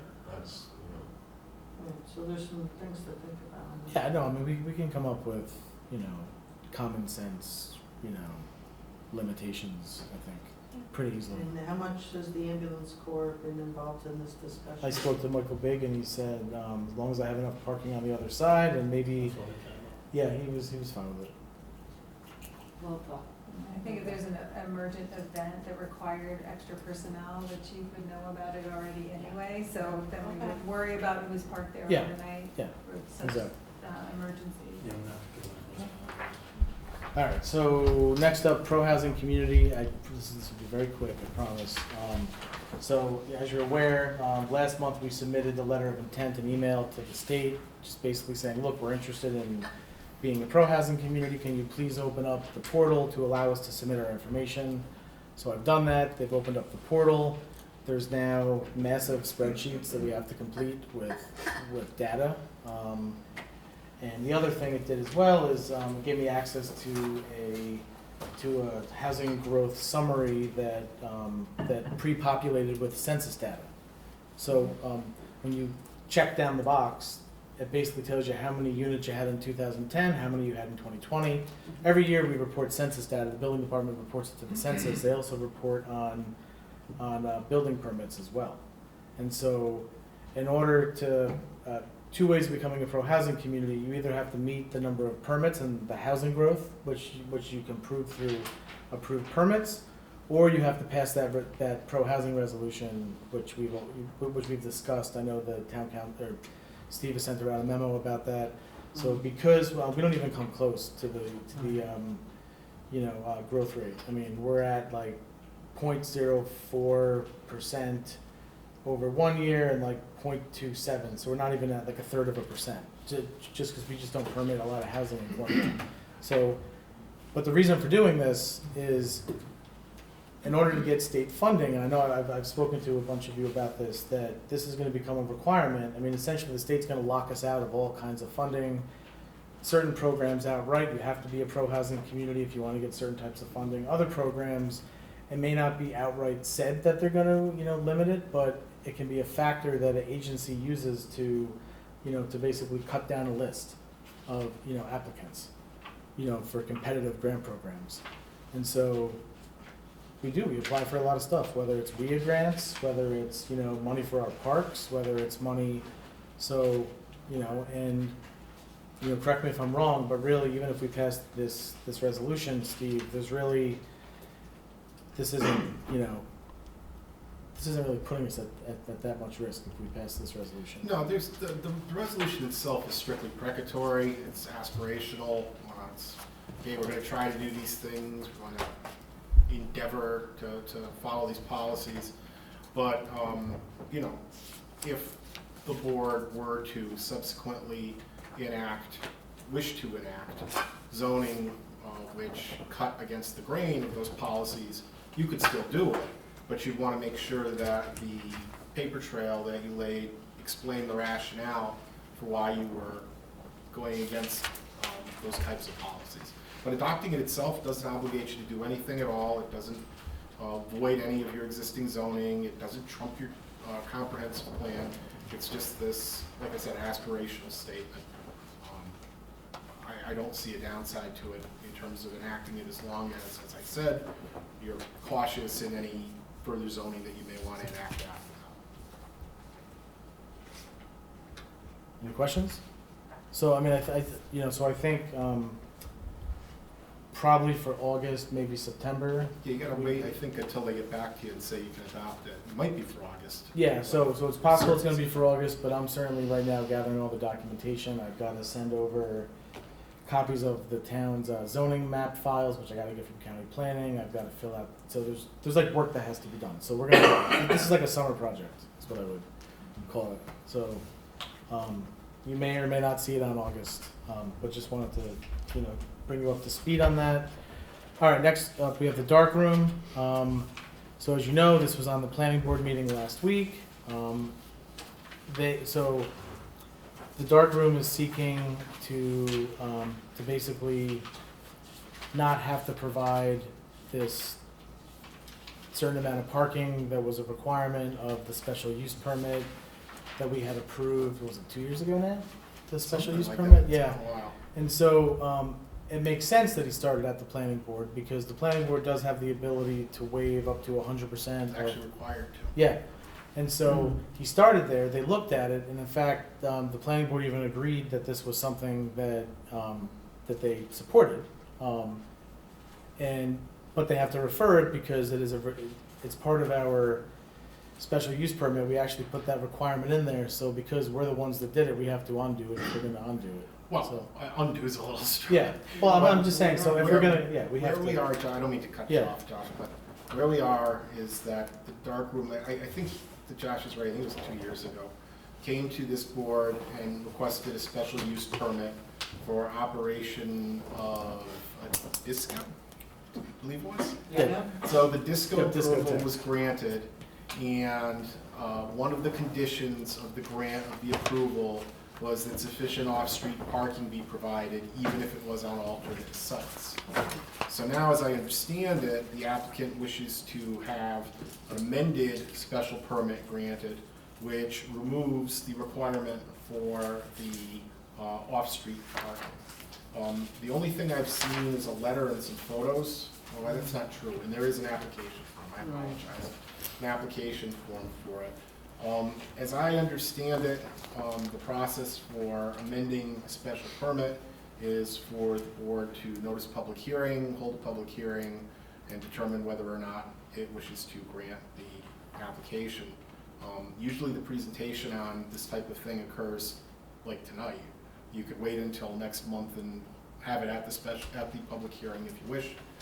Actually, since we don't have a resolution, you adopt a resolution next month to hold the public hearing in September.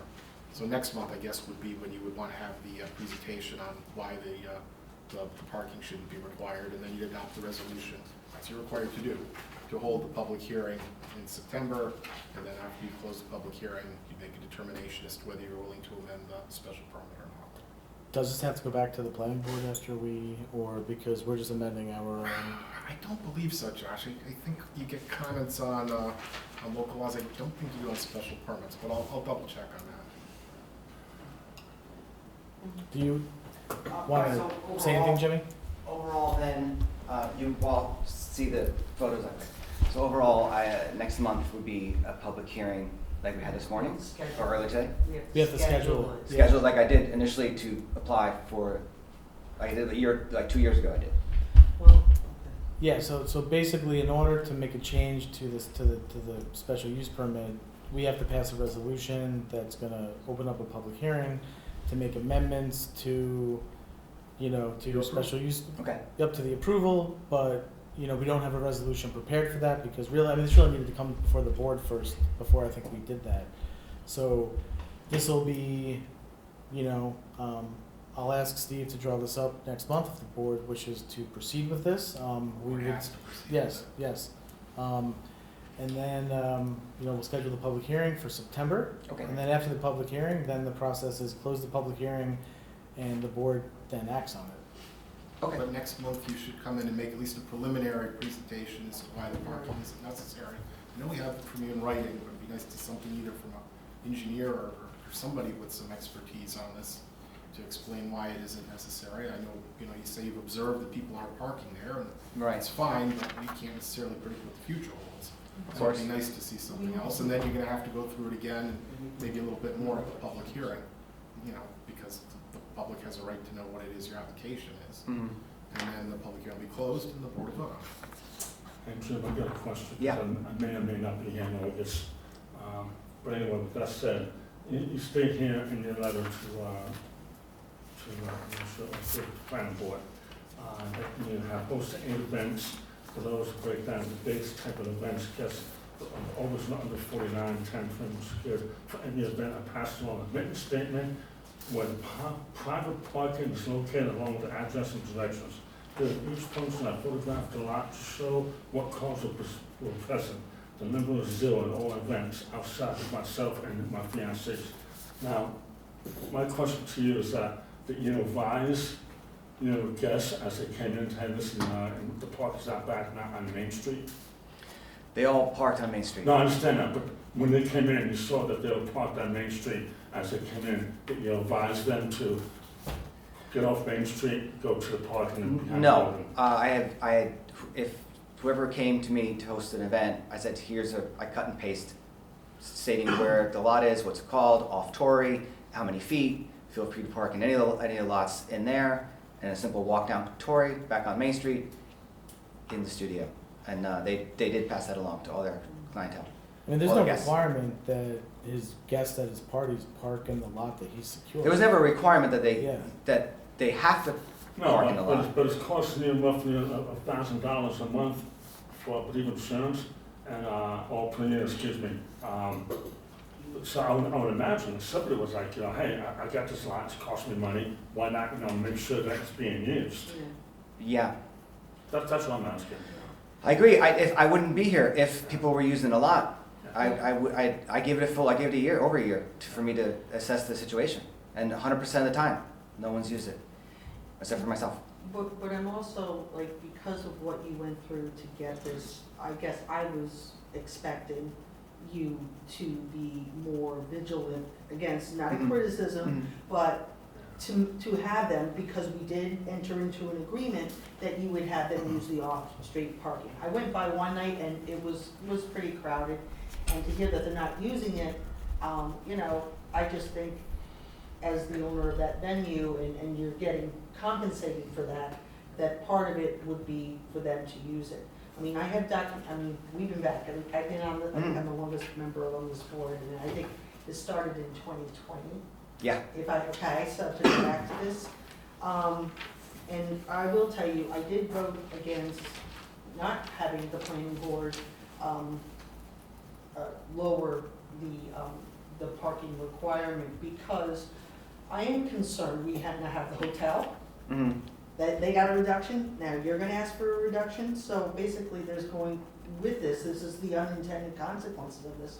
I'm concerned that, it's gonna be a free-for-all, and I'll even go further, before you came before this board, there were residents who came, the people that live in the apartments above some of these buildings, they were upset that they didn't have parking places to be. So if I'm speaking, I'm really speaking for the people that came to us in the very beginning, when I first took office, and they were complaining that they did not have access to parking. And this, I just think, further compounds it. So I just want you to, I'm getting out front exactly how I feel about this. I have an attorney question, because in all this, you were able to get this special use permit based on the fact that the word, discotheque, right, the place for dancing. We've now removed it. Is this now a non-conforming property? Yeah, it is. But he's not increasing the nature of the use. So that doesn't change things either? I'm just asking the question because I'm not saying you were able to utilize the zoning, right, the word in the zoning. Then we as a board removed it, and now it's not there, so is it He has to come back, I mean, he's we asking dealt the- with the this last attorney. year, he has to come back The every attorney? year and Well, if this resubmit. isn't Well, required. yeah, but he's a non-conforming use. Yeah. If he came in and he said, I want to now make it a discotheque / convenience store, there'd be a problem, but he isn't. It's Okay, just so a he has the discotheque. two uses of well, no longer Well, discotheque. yes, the camera and discotheque. I'm just saying, you answered this last year when he had to No, come but back. we and- changed the zoning, Josh, we changed the word, we were Yes, we limiting did, the prior word. to him coming back So I was last just asking, year. is the property, I'm asking the No, attorney, he's a continuing right to use it. Oh, I know, What I know she's that, trying yeah. to I'm not trying ask- to take No, it you away wanna know from if him, he I'm needs to trying to ask, get additional- because I don't wanna create more work if it's a non-conforming property, that's all I'm asking the question for. No, it's a non-conforming property, but that doesn't matter in regard to this particular application. In fact, removing the parking's on a different site though, isn't it? Yeah. So it doesn't matter. I mean, could you, just as a Yeah. gesture of goodwill, please, maybe with the people that are using the property, until this gets resolved, perhaps like really impress on the people that are using it, like, I need you to park there. We can't require that, we shouldn't tell him to require that either. Okay. I know, you're saying it, You know what it's I'm hard saying? to, I think you I and I understand. are agreeing on Yeah. this, Yeah, so I appreciate that. Of course, Because I think of course. part of this is like the mutual. I thought for sure everyone would use that lot. Yeah. Right, and everything that, I mean, I did. obviously we went through to Yeah. get to that point, Yeah. and it's, so. May I ask a question? With the parking requirement that was instituted with the special use permit, was that prior to The zone change. the zoning, no, was that prior to when the planning board obtained the power to Yes. waive 100%? And so now, Mr. Farrar is before us under the new legal standard. He just wants to go back to the planning board with the new legal standard of waiving 100%? No. No, a condition of his approval Oh, for the was the special use off-street was the parking. off-street parking. Planning board can't waive that. They can't waive it because they didn't initially They didn't approve. impose it. They didn't impose It's a it. use Oh, yeah. So had they, had this not needed a special use permit, they would have, I mean, look, they indicated that they were supportive of this. And so they could have waived this, if they had that power, but they don't, because we're the ones that Well, no, opposed they it. rooted it back to us because they said, But didn't they not have that power when Mr. Farrar yes, first that is applied? correct. They did And not. now they do have that power because this board gave it to them. Right, and now, For site plans, not for special use permits, that have that imposed as a specific condition. Okay. If this board imposes it, that board can't waive it. Understood. Yeah. But that particular site plan approval discretion given to the planning board didn't exist when Mr. Farrar first applied, That is but it correct. exists now. yes. Yes. Thank you. Yes, but part of the thing too is that for his events, so again, the use that he has required town board approval for a special use permit. That wasn't something that the planning board could have, like, they couldn't approve that use. But we then made those changes and eliminated those uses. So, and again, when he came back in, what was it, January, I think, when he came was back? January. Yeah, it was January. Because the law had already taken effect that removed the discotheque from the code, he had to get it in before, I guess, it lapsed or something. I remember this, we spoke about Well, it. he has a continuing Yeah. right But he has to to come use the back- property, but he still He has to come back apply. every year. Exactly. Yeah, every year he has to come back, and he has to seek reauthorization of the I existing think special use there's a permit. provision that the board can either extend or waive that returning requirement. I forget exactly, I'd have to take a look. Yeah, so in the That's not- future, he could seek to have the special use permit waived, is what you're Oh, saying. well, no, just as a permanent use, you Yeah. wouldn't have to come back and Yeah. renew it. I have a question. If Yes. I were to apply, if I never applied in the first place and I started this process now, under the special use permit, is private parking still a stipulation? Like it was when I did apply? Well, I'm not sure about that. They There's could off-street waive parking the number of requirements. lots, am I correct, the number of parking spaces, up to 75%, if I was correct? I The forget. I think planning, that's what the planning board can waive up to 100% Yeah. of the minimum parking requirements. I They think have that 10%. authority to do that now. Right, but if he comes to this board, as he has to, Yes. for a special permit, and the board says you can have the special permit subject to the condition of this off-street parking amount, that's it. It's a condition of your use. I think his point is, and I don't want to speak for Mr. Ferraro, but that patrons haven't been using the off-street parking, and there's been no detrimental impacts from that. So he's saying, take a look, the parking lots, they're not parking in the lot, they're parking on the street, but nobody's complained, there's no problems, so I shouldn't be made to continue to have this off-street parking because it's costing me money and it really isn't doing anything.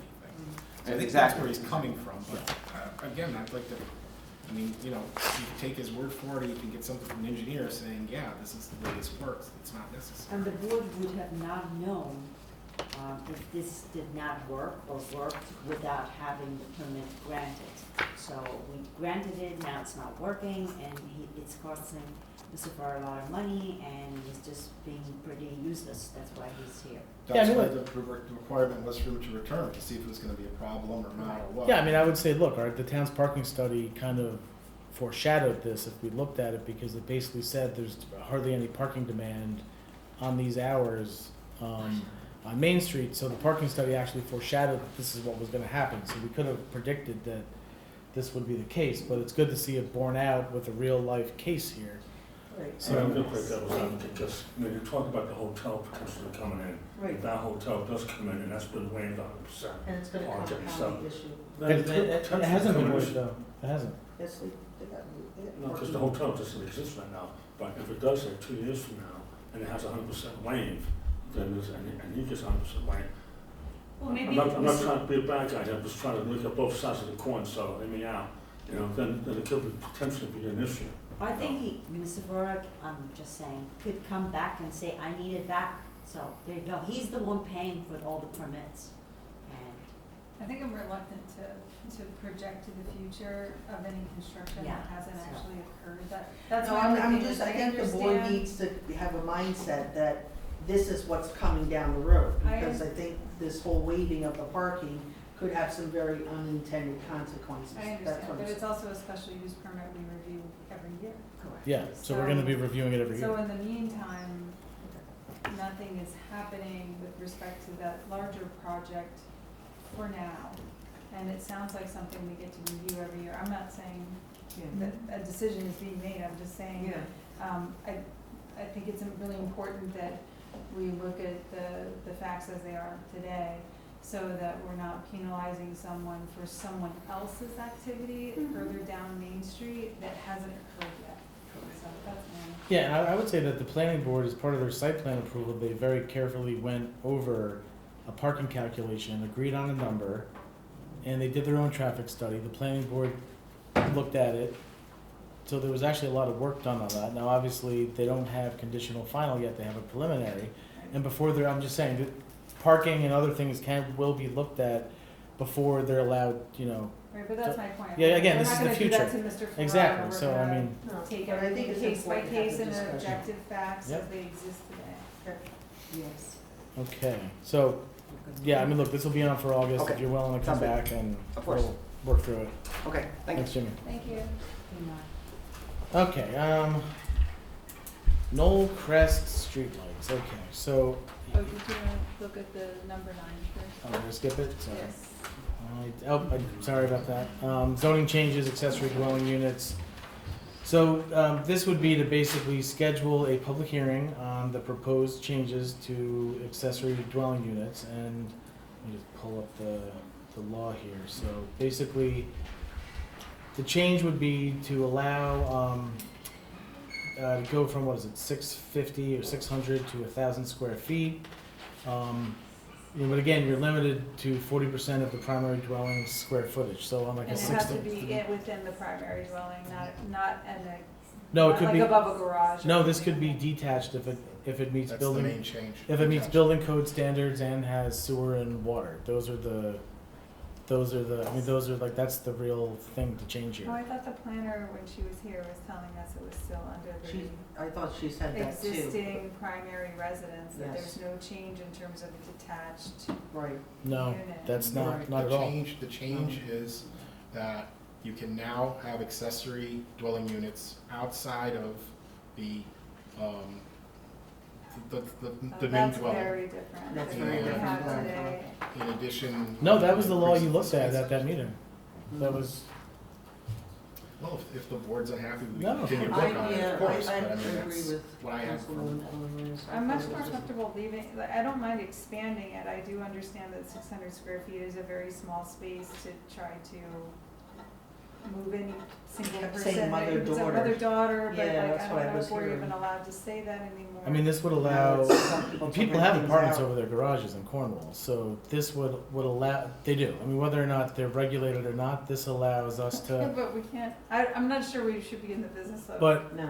so, Legalizing it's a something very, that is not compliant. so if it's above a garage, has to meet building code, fire code, all existing codes, sewer, water, all that stuff has to, this isn't just like we're gonna say, oh, open season, you can build an apartment above your garage. I mean, this would have to meet all the standard plans, everything. I mean, I guess it really comes down to, you know, do you think as a policy, people should be allowed to have an apartment above their garage? And I think that this is an easy way to add housing for, you know, young people, young families, mother, daughters. I mean, not everyone's gonna have the ability to add that onto their house, but maybe they have a detached garage that they can. No, I We don't understand, have I sewer understand. and water the either point. though, Josh. Sewer, This could be water. well and septic. I'm just really concerned of people moving a tiny house into their backyard. And also, I'm That also doesn't concerned- allow, we don't have any zoning that allows tiny houses. If it was an accessory use to it, then it could be, but tiny houses would be considered a second dwelling unit. So it would have to have some use other than being just a dwelling. I also think with all the flooding issues that we have, we are reducing the permeable soil when you're putting other structures on as well. And I am concerned about that for the sustainability of our community to be adding all these accessory dwellings.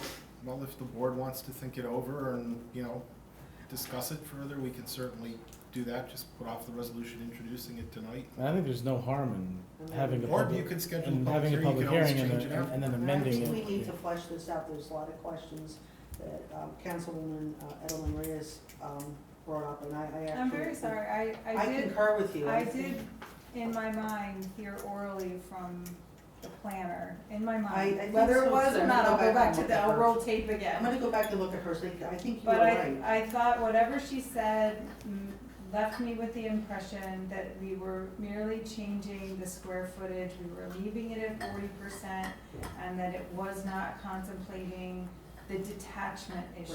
Right. So I am very sorry that I did not pick up on that. Yeah, I mean, look, I'll put it back on for August. I mean, I just think if we're looking to, you know, the lowest hanging fruit of building housing is adding on small amounts of these a year, and it also helps people stay in their home, generating extra income, and so, but look, yeah, I'll put this back on for August, and, So, a question for Mr. Gaba, where it says, the definition of the accessory dwelling unit, would it be that sewer and water is added next to the New York State Building and Fire Code? If that's what the board wants, yes, we would have to add in sewer and water, central municipal sewer and water. But then would that preclude, homeowner, or people who had homes, outside of the sewer and water district? yeah, so if from you're, adding- so I actually think in Yeah, Mountainville, well, and so- in the SLR, ARR district where you have more space, so just think about it, you're out on Pleasant Hill Road and you No, wanna I build a understand. garage and you wanna have it detached and, like out there, yes, you would need to be, and so I think, again, you would maybe leave this up to the planning board and the building inspector to decide Some of what's. it's DOH, Yeah. you gotta get a What's- CO for that's- the accessory apartment. Yeah, that's, So the Department of Health is gonna say your septic is not sufficient for, Right, they your have to well is not too increase. close together, that doesn't have sufficient yield, whatever it may be. But, if you do that again, you certainly can, it's just you're further limiting the amount of accessory apartments. yeah, you're basically only gonna allow it in the more highly denser neighborhoods that have central sewer. Yeah, I don't think I'm concerned necessarily that it be on sewer, water, or well or septic. I don't want to discriminate against people who own, residences that don't have municipal services. I think I'm just right now stuck on the detached.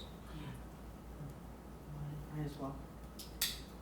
Well, I didn't get you guys the draft as quickly as I would like to. If you want to put it off, I completely understand. Yeah, I'll put it on for August, the August work Thank you. session. Thank you, I appreciate And I'll, that. and so I would ask you to, I'll go back and look at Kristen. Kristen gave us, am I correct, didn't she give us a spread, like a long spreadsheet of the accessory dwelling? Didn't she, like with other zoning Well, changes it's to basically, that? so basically it shows it's allowed in every residential zone in the town of Cornwall. Okay. So that was what was on there, You know, I'm and, thinking like Hazen Street, we're talking about Hasbrook, we're talking about Continental, all these places are doing flooding, like, it's just, I don't know.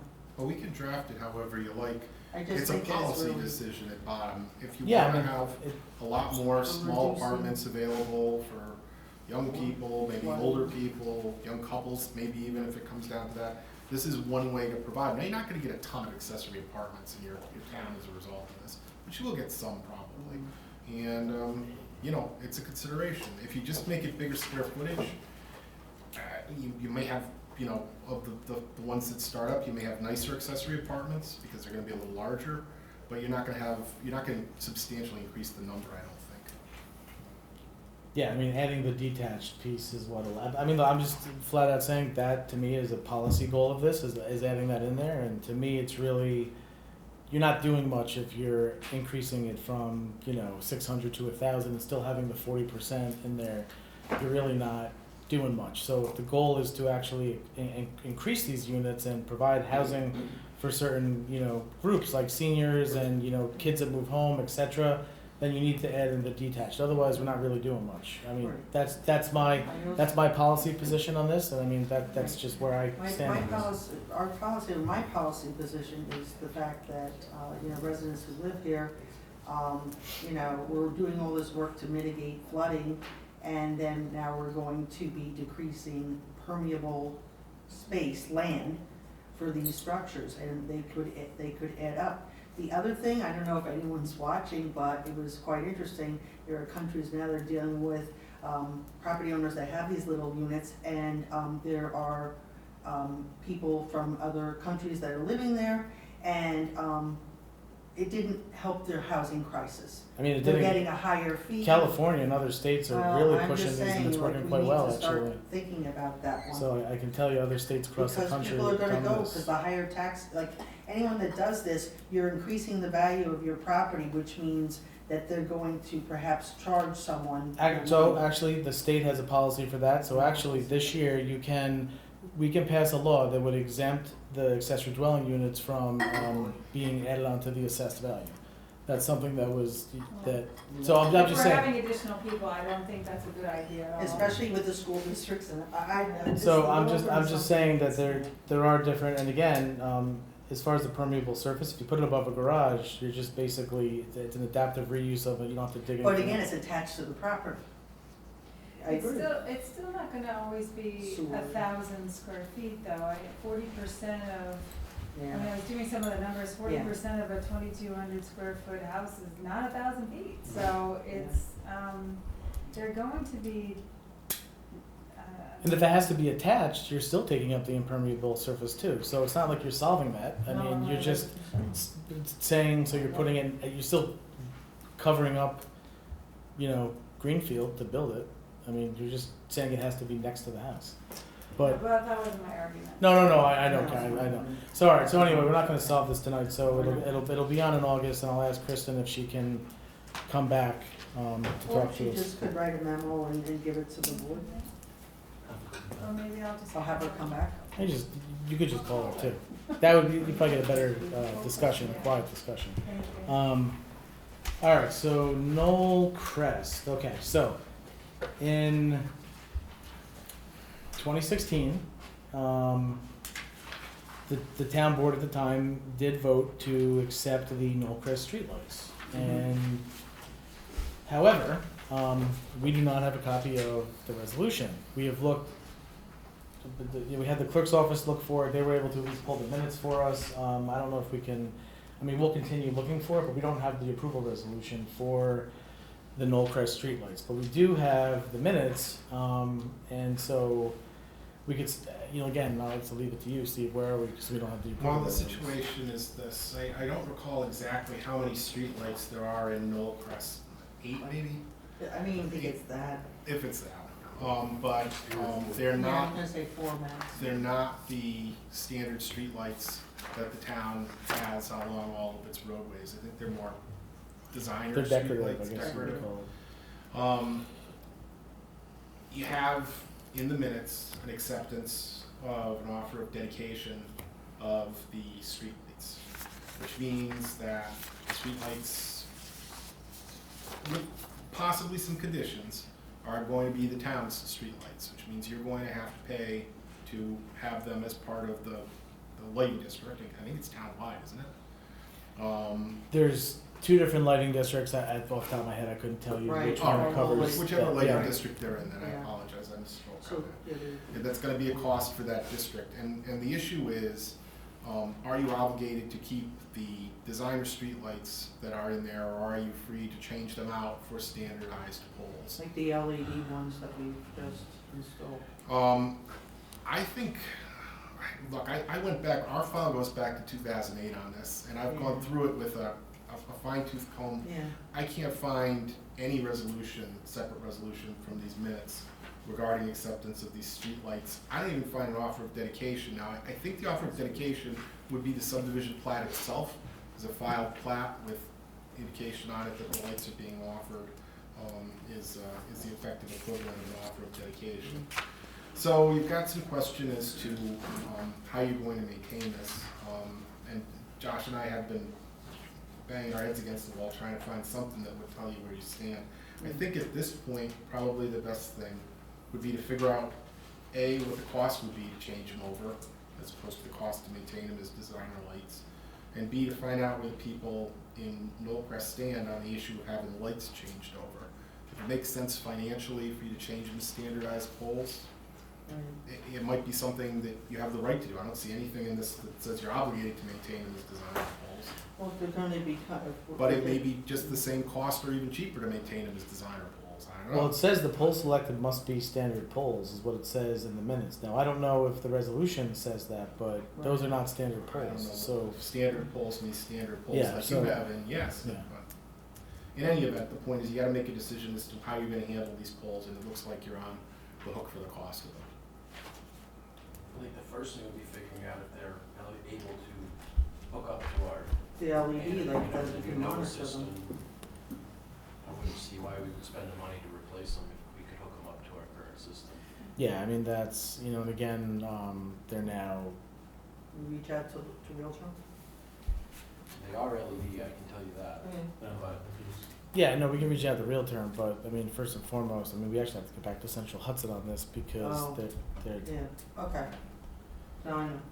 So, all right. So, well, look. I mean, obviously, we're gonna do some more digging on this, and I mean, look, the But residents it's not really want these. promising that we're gonna find anything, Josh.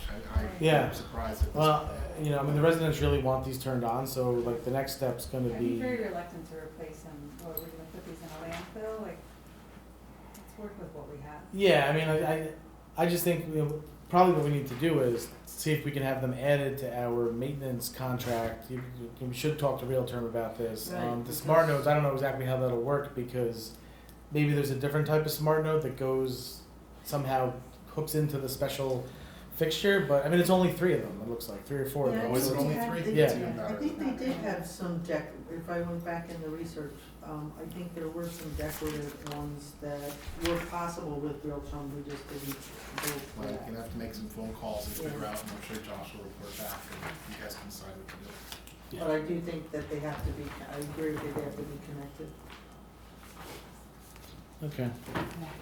All right, DC license agreement. So this is an amendment to the license issuing agent agreement. This is just something we have to do because they're, changing how they do things. So there's a new agreement that we have to sign.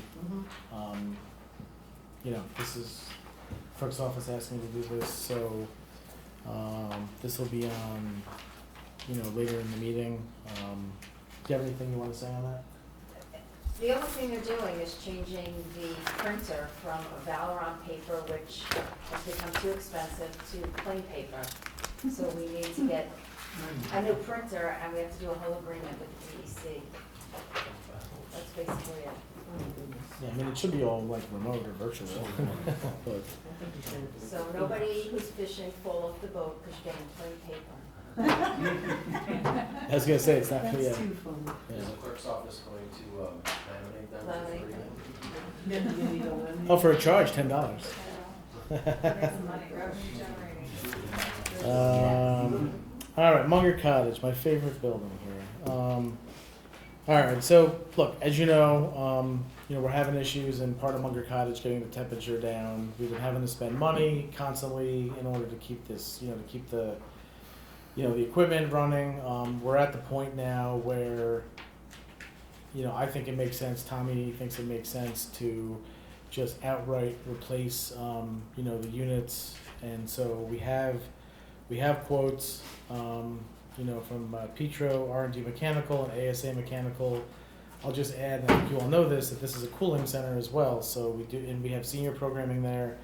So this is something that we need to get on. We're in the middle of summer. Do you know how long it would take if we end up authorizing this tonight for them to get out and start? Tom, are these heat pumps you put on the wall? These are heat pumps? Same as what's here. Okay, so it's going to get that heat and do the right Correct. times. Yes. The big issue being this, I mean, one, we can't keep the temperature down below 84 much at all lately without having a plumber come every day and charge it with refrigerant and, tap on this part and tap on that part. Okay. The big issue is it's 23 years old and it is ductwork. But the air handler, they built the closet around the air handler in the ceiling. So to replace the air handler in the ceiling, we'd either have to rip a section of the roof off or rip the closet out and then crane the new one in.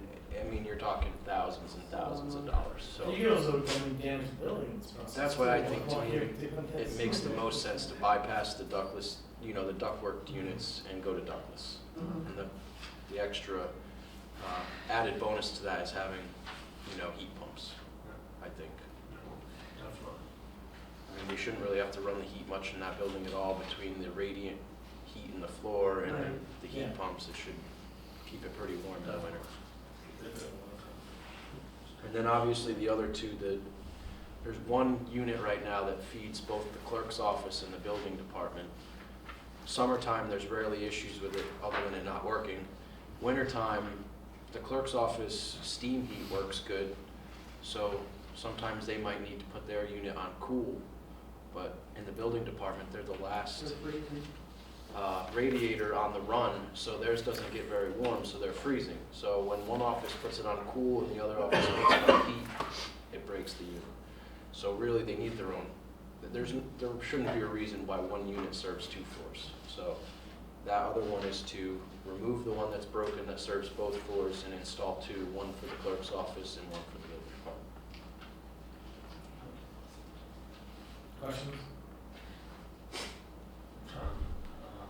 Question, 27, the low bid here is 27,700. Yep. Is that for Everything. everything? Everything. On everything you just mentioned? That's just for Munger. That's just for Munger's That's just for Munger. That would be two ductless units in the big room, one in each bathroom and one in the rec office. Okay, the worst. And then the 14,000 is for the clerk's one. Clerk and buildings. I mean, and unfortunately, to break the news, the supervisor one, the court one, the assistant one are all also getting ready for change. Hopefully, we can get to next year with those three. I don't know, my office has been pretty cool, so, I mean. Yours has a weird little leak outside, so. Oh, all right, maybe not, I guess I'll get one. Okay. And refrigerant is, yeah. All right, so, questions? Do we have a budget for this? Is it, I was gonna say, where's this in the budget? We have contingency that we can pull it from. No, we do. We have a buildings and grounds contingency fund that we use for, I mean, look, as far as Munger's concerned, I don't think we have a choice. It's a cooling center and. Buildings and grounds contingency fund? Contingency fund, I mean, that's That's just what the they're- general budget. That's what the That's their budget is. contingency fund. There, I'm just asking you. yes, there is. I've spoken to Pam about it. There's money. Yeah, I mean, I've also spoken with Pam and, Okay. it doesn't, Is it with these numbers? I mean, obviously, she's not good with them. She'd rather not spend the money at all, but if we have to spend the money, I'm sure we'll make it work. Right, this is close. You did say there, some of them are 20 years old. The Munger one is 23 years old, and the clerk and building department is like 12 years old. And then you're saying down the road, you're seeing that the assessor's office and the supervisor's office, so we should be anticipating that. These things get used a lot, I understand. all year, heat, air conditioning.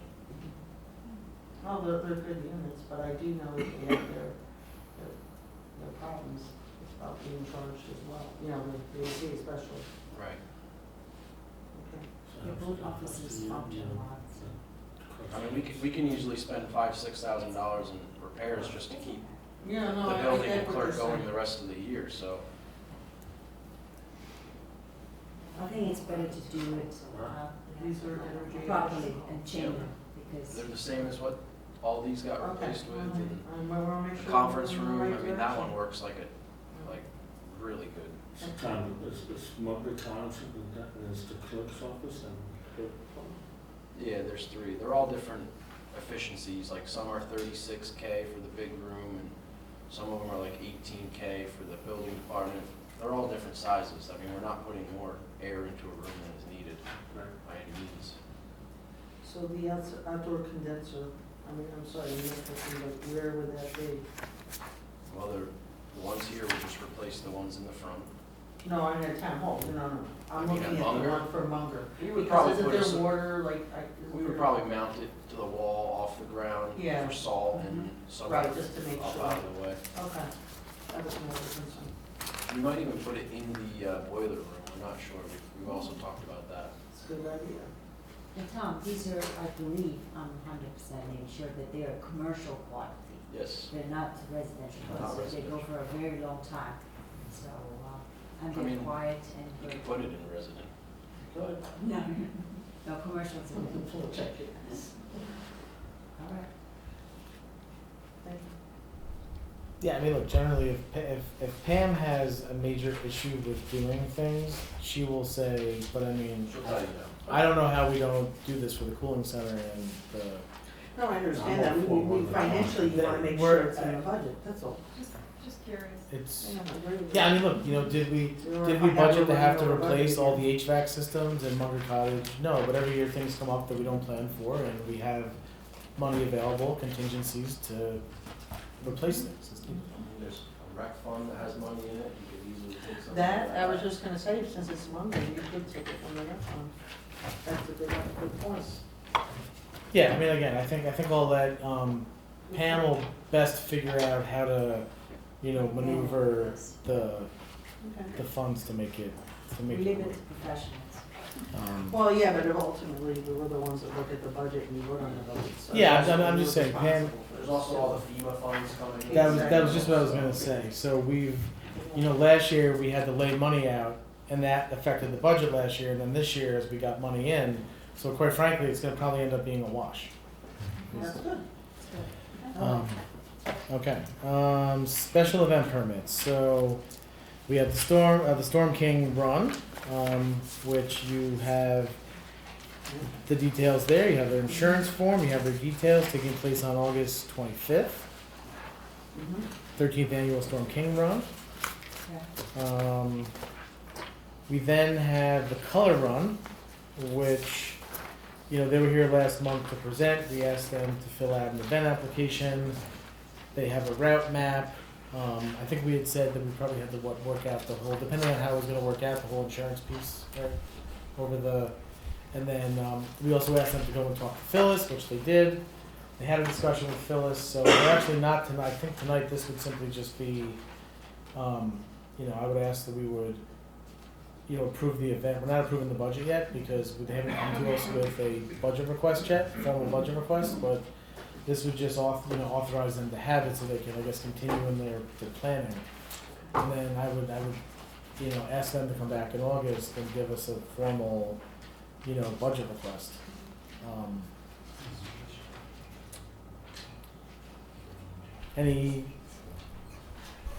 Tommy, Joe, any concerns about the color run? I mean, it's the same route as that, right? Same thing as last year. It's like, you know what's going on, you know what to expect. Yeah, they provide a lot of help with their own people too, so it's pretty good. I don't think we used trucks for that last year, just PD, right? Trucks. Did we use trucks? Okay, we used trucks.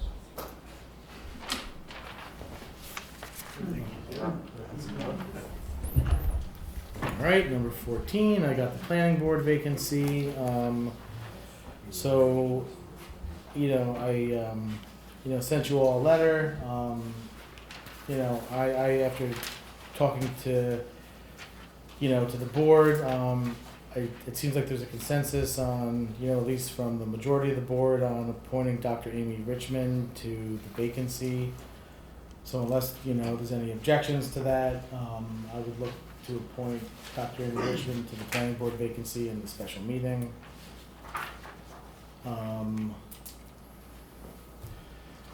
I have the resignation of a part-time police officer. And so we have Nicholas Vazios, who is resigning his position as a part-time officer effective June 23rd. We thank him for his service. So we'll accept his resignation in the special meeting.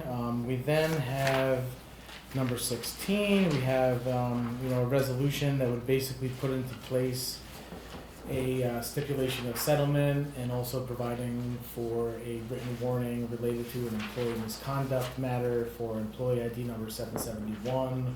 I think the board has copies of the documents, so this would just essentially be putting this into place. And then I don't have any other items on the final, no other items came in after the final agenda. Public comments. Is there any public comments before I move into the, yes?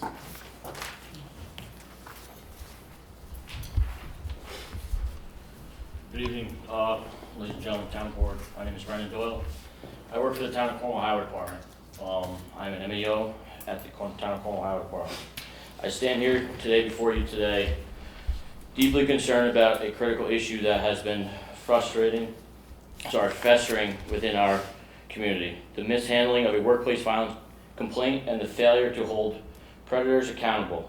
It is disheartening to witness the lack of actions taken against an individual who has been the subject to multiple complaints regarding workplace violence.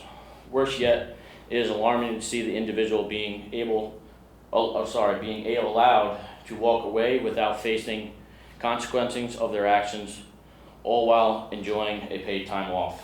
The Town of Cornwall Town Board has a responsibility to ensure the safety and well-being of all employees. It is unacceptable that complaints of workplace violence have been swept under the rug, disregarded, or even worse, met with indifferences.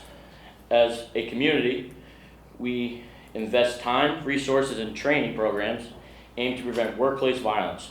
Yet it is evident that these efforts are failed if they are not accompanied by swift and deserved actions when incidents occur. By turning a blind eye to workplace violence and allowing predators to escape accountability, the town board sends a dangerous message. It undermines the trust of employees in their workplace and the concerns of residents and the ability of the local authorities to address critical issues affected to our community. We cannot afford to ignore this issue any longer. We cannot allow taxpayer money to be spent on ineffective training programs while real problems present unaddressed. The Cornwall Town Board must determine leadership and courage in confronting this issue head on. I urge the town board to take immediate desired actions. Hold these responsible for workplace violence accountable for their actions. Implement robust policies and procedures for addressing complaints of workplace violence and ensure that they are ensured. I'm not good at talking in public here. Implement robust policies and procedures to address complaints of workplace violence and ensure that they are enforced. Provide support and resources of victims of workplace violence and create a culture where they feel safe coming forward with their concerns. Our community deserves better. Let us not be remembered as a town that turns its back on those who need help the most. Let us be remembered as a town that stood up against injustice and prioritizes the safety and well-being of its residents and employees. The time for the action is now. Thank you. Thank you. Thank you. Oh, I'm sorry, I can email that all to you, I don't have a copy of it right now, so you guys have all a copy of that. Thank you. Thank you. Is there any other public comment before we move into the special meeting? No? Okay. So, all right, next up, let me just, all right, so we're moving the accessory dwelling unit public hearing to August. So that's being moved. Yes. Okay, so, next up, we have the, oh, sure. Sure, sorry.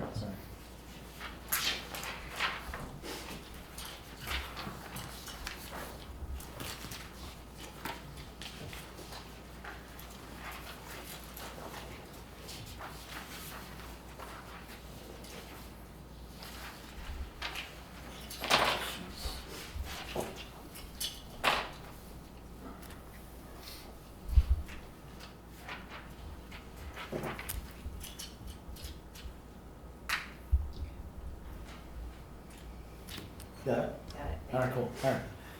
Okay. So next up, we have a resolution on term limits. So, whereas the town board has considered the adoption of a local law entitled "A Local Law Establishing Term Limits for the Elected Office of Town Supervisor and of Town Council Persons," and whereas following due notice, the town board held a public hearing on the proposed local law.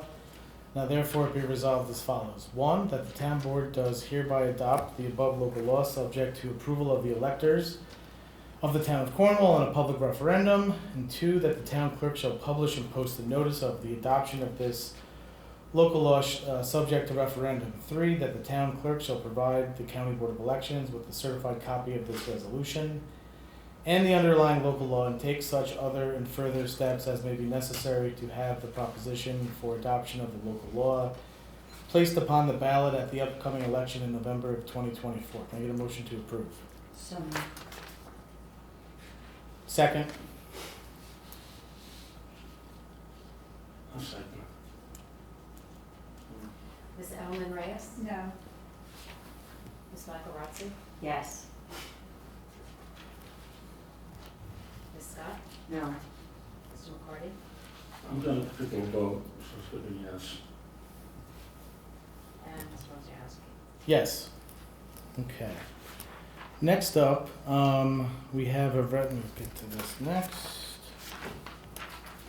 Next up, we have a resolution for terms of office town clerk. So,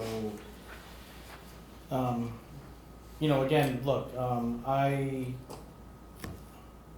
think we should let the public decide this, and so in my mind, term limits has to track with this, so I want the public to decide this, so, it's important that, we're gonna send this to the voters on this as far as, town clerk. Whereas the town board has considered the adoption of a local law entitled "The Local Law Establishing a 4-Year Term for the Elected Office of Town Clerk of the Town of Cornwall," and whereas following due notice, the town board held a public hearing on the proposed local law. Now therefore be resolved as follows. The town board does hereby adopt the above local law subject to approval of the electors of the town of Cornwall in a public referendum. 2, that the town clerk shall publish and post notice of adoption of this local law subject to referendum. 3, that the town clerk shall provide the county board of elections with a certified copy of this resolution and the underlying local law, and take such other and further steps as may be necessary to have the proposition for adoption of the local law placed upon the ballot at the upcoming election in November of 2024. Can I get a motion to approve? So moved. Second. Ms. Edelman Reyes? Yes. Ms. Michaelozzi? Yes. Ms. Scott? I'm going to stay consistent. No. Mr. McCarty? Yes. Mr. Wojciechowski? Yes. Okay, next up, we have the Whispering Pines change order.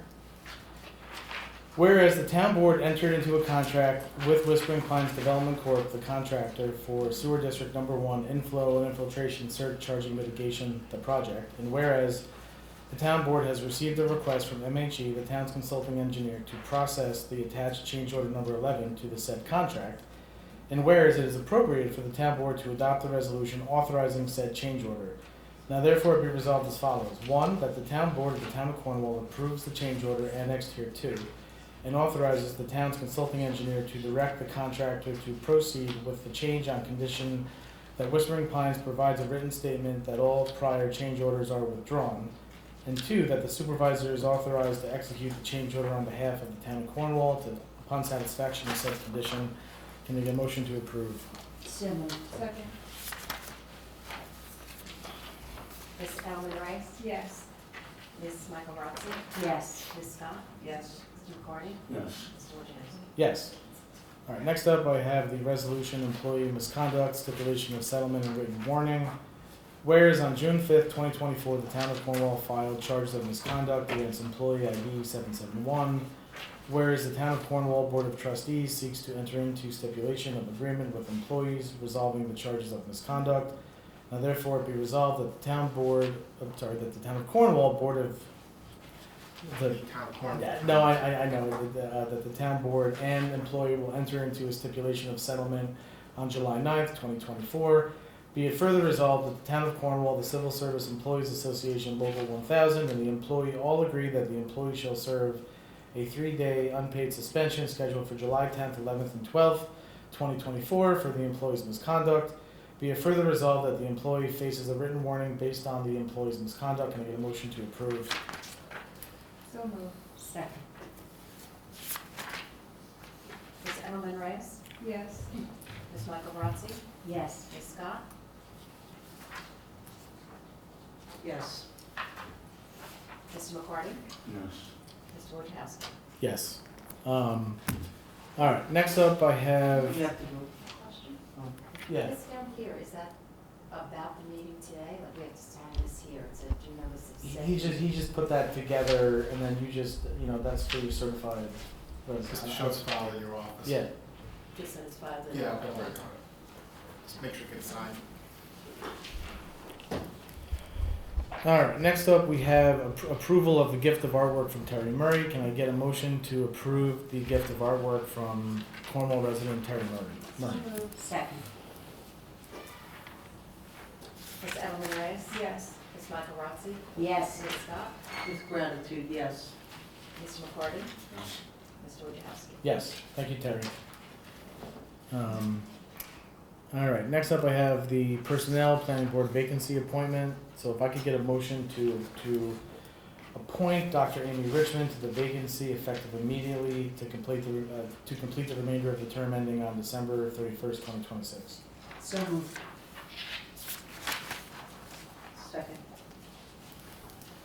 Ms. Edelman Rice? Yes. Ms. Michael Rotzi? Yes. Ms. Scott? Yes. Mr. McCarty? Mr. Wojciechowski? Yes. Okay, next up we have the DEC fishing license agreement. If I could get a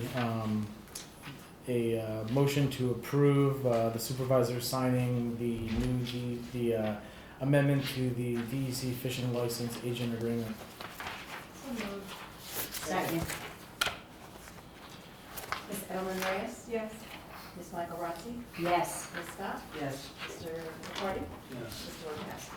Yes. Next up, we have the Munger Cottage and Town Hall air conditioning quotes. If I could get a motion to approve the lowest bid, Petro Plumbing and Heating Incorporated for $27,700 for the Munger Cottage ductless AC and heat pump project. So moved. Ms. Edelman Reyes? Yes. Ms. Michael Rotzi? Yes. Ms. Scott? Yes. Mr. McCarty? Yes. Mr. Wojciechowski? Yes. Next up, we have the clerk's office and building department AC unit project. If I could get a motion to accept the lowest bid from Petro Plumbing and Heating Incorporated at $14,900. So moved. Second. Ms. Edelman Reyes? Yes. Ms. Michael Rotzi? Yes. Ms. Scott? Yes. Mr. McCarty? Yes. Mr. Wojciechowski? Yes. Next up, we have special event permits. If I could get a motion to approve the Storm King Run that's taking place on August 25th, 2024. So moved. Second. Ms. Edelman Reyes? Yes. Ms. Michael Rotzi? Yes. Ms. Scott? Yes. Mr. McCarty? Yes. Mr. Wojciechowski? Yes.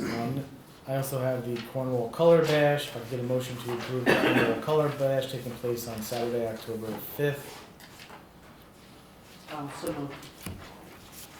Second. Ms. Ellen Reyes? Yes. Ms. Michaelozzi? Yes. Ms. Scott? Yes. Mr. McCarty? Yes. Mr. Wojciechowski? Yes. Just to be clear, that's subject to submission of appropriate insurance. Yes. Yes. Yep, these are all subject to submission. Just to be clear. No, of course, no, absolutely. Next up, can I get a motion to approve warrant number 7? Second.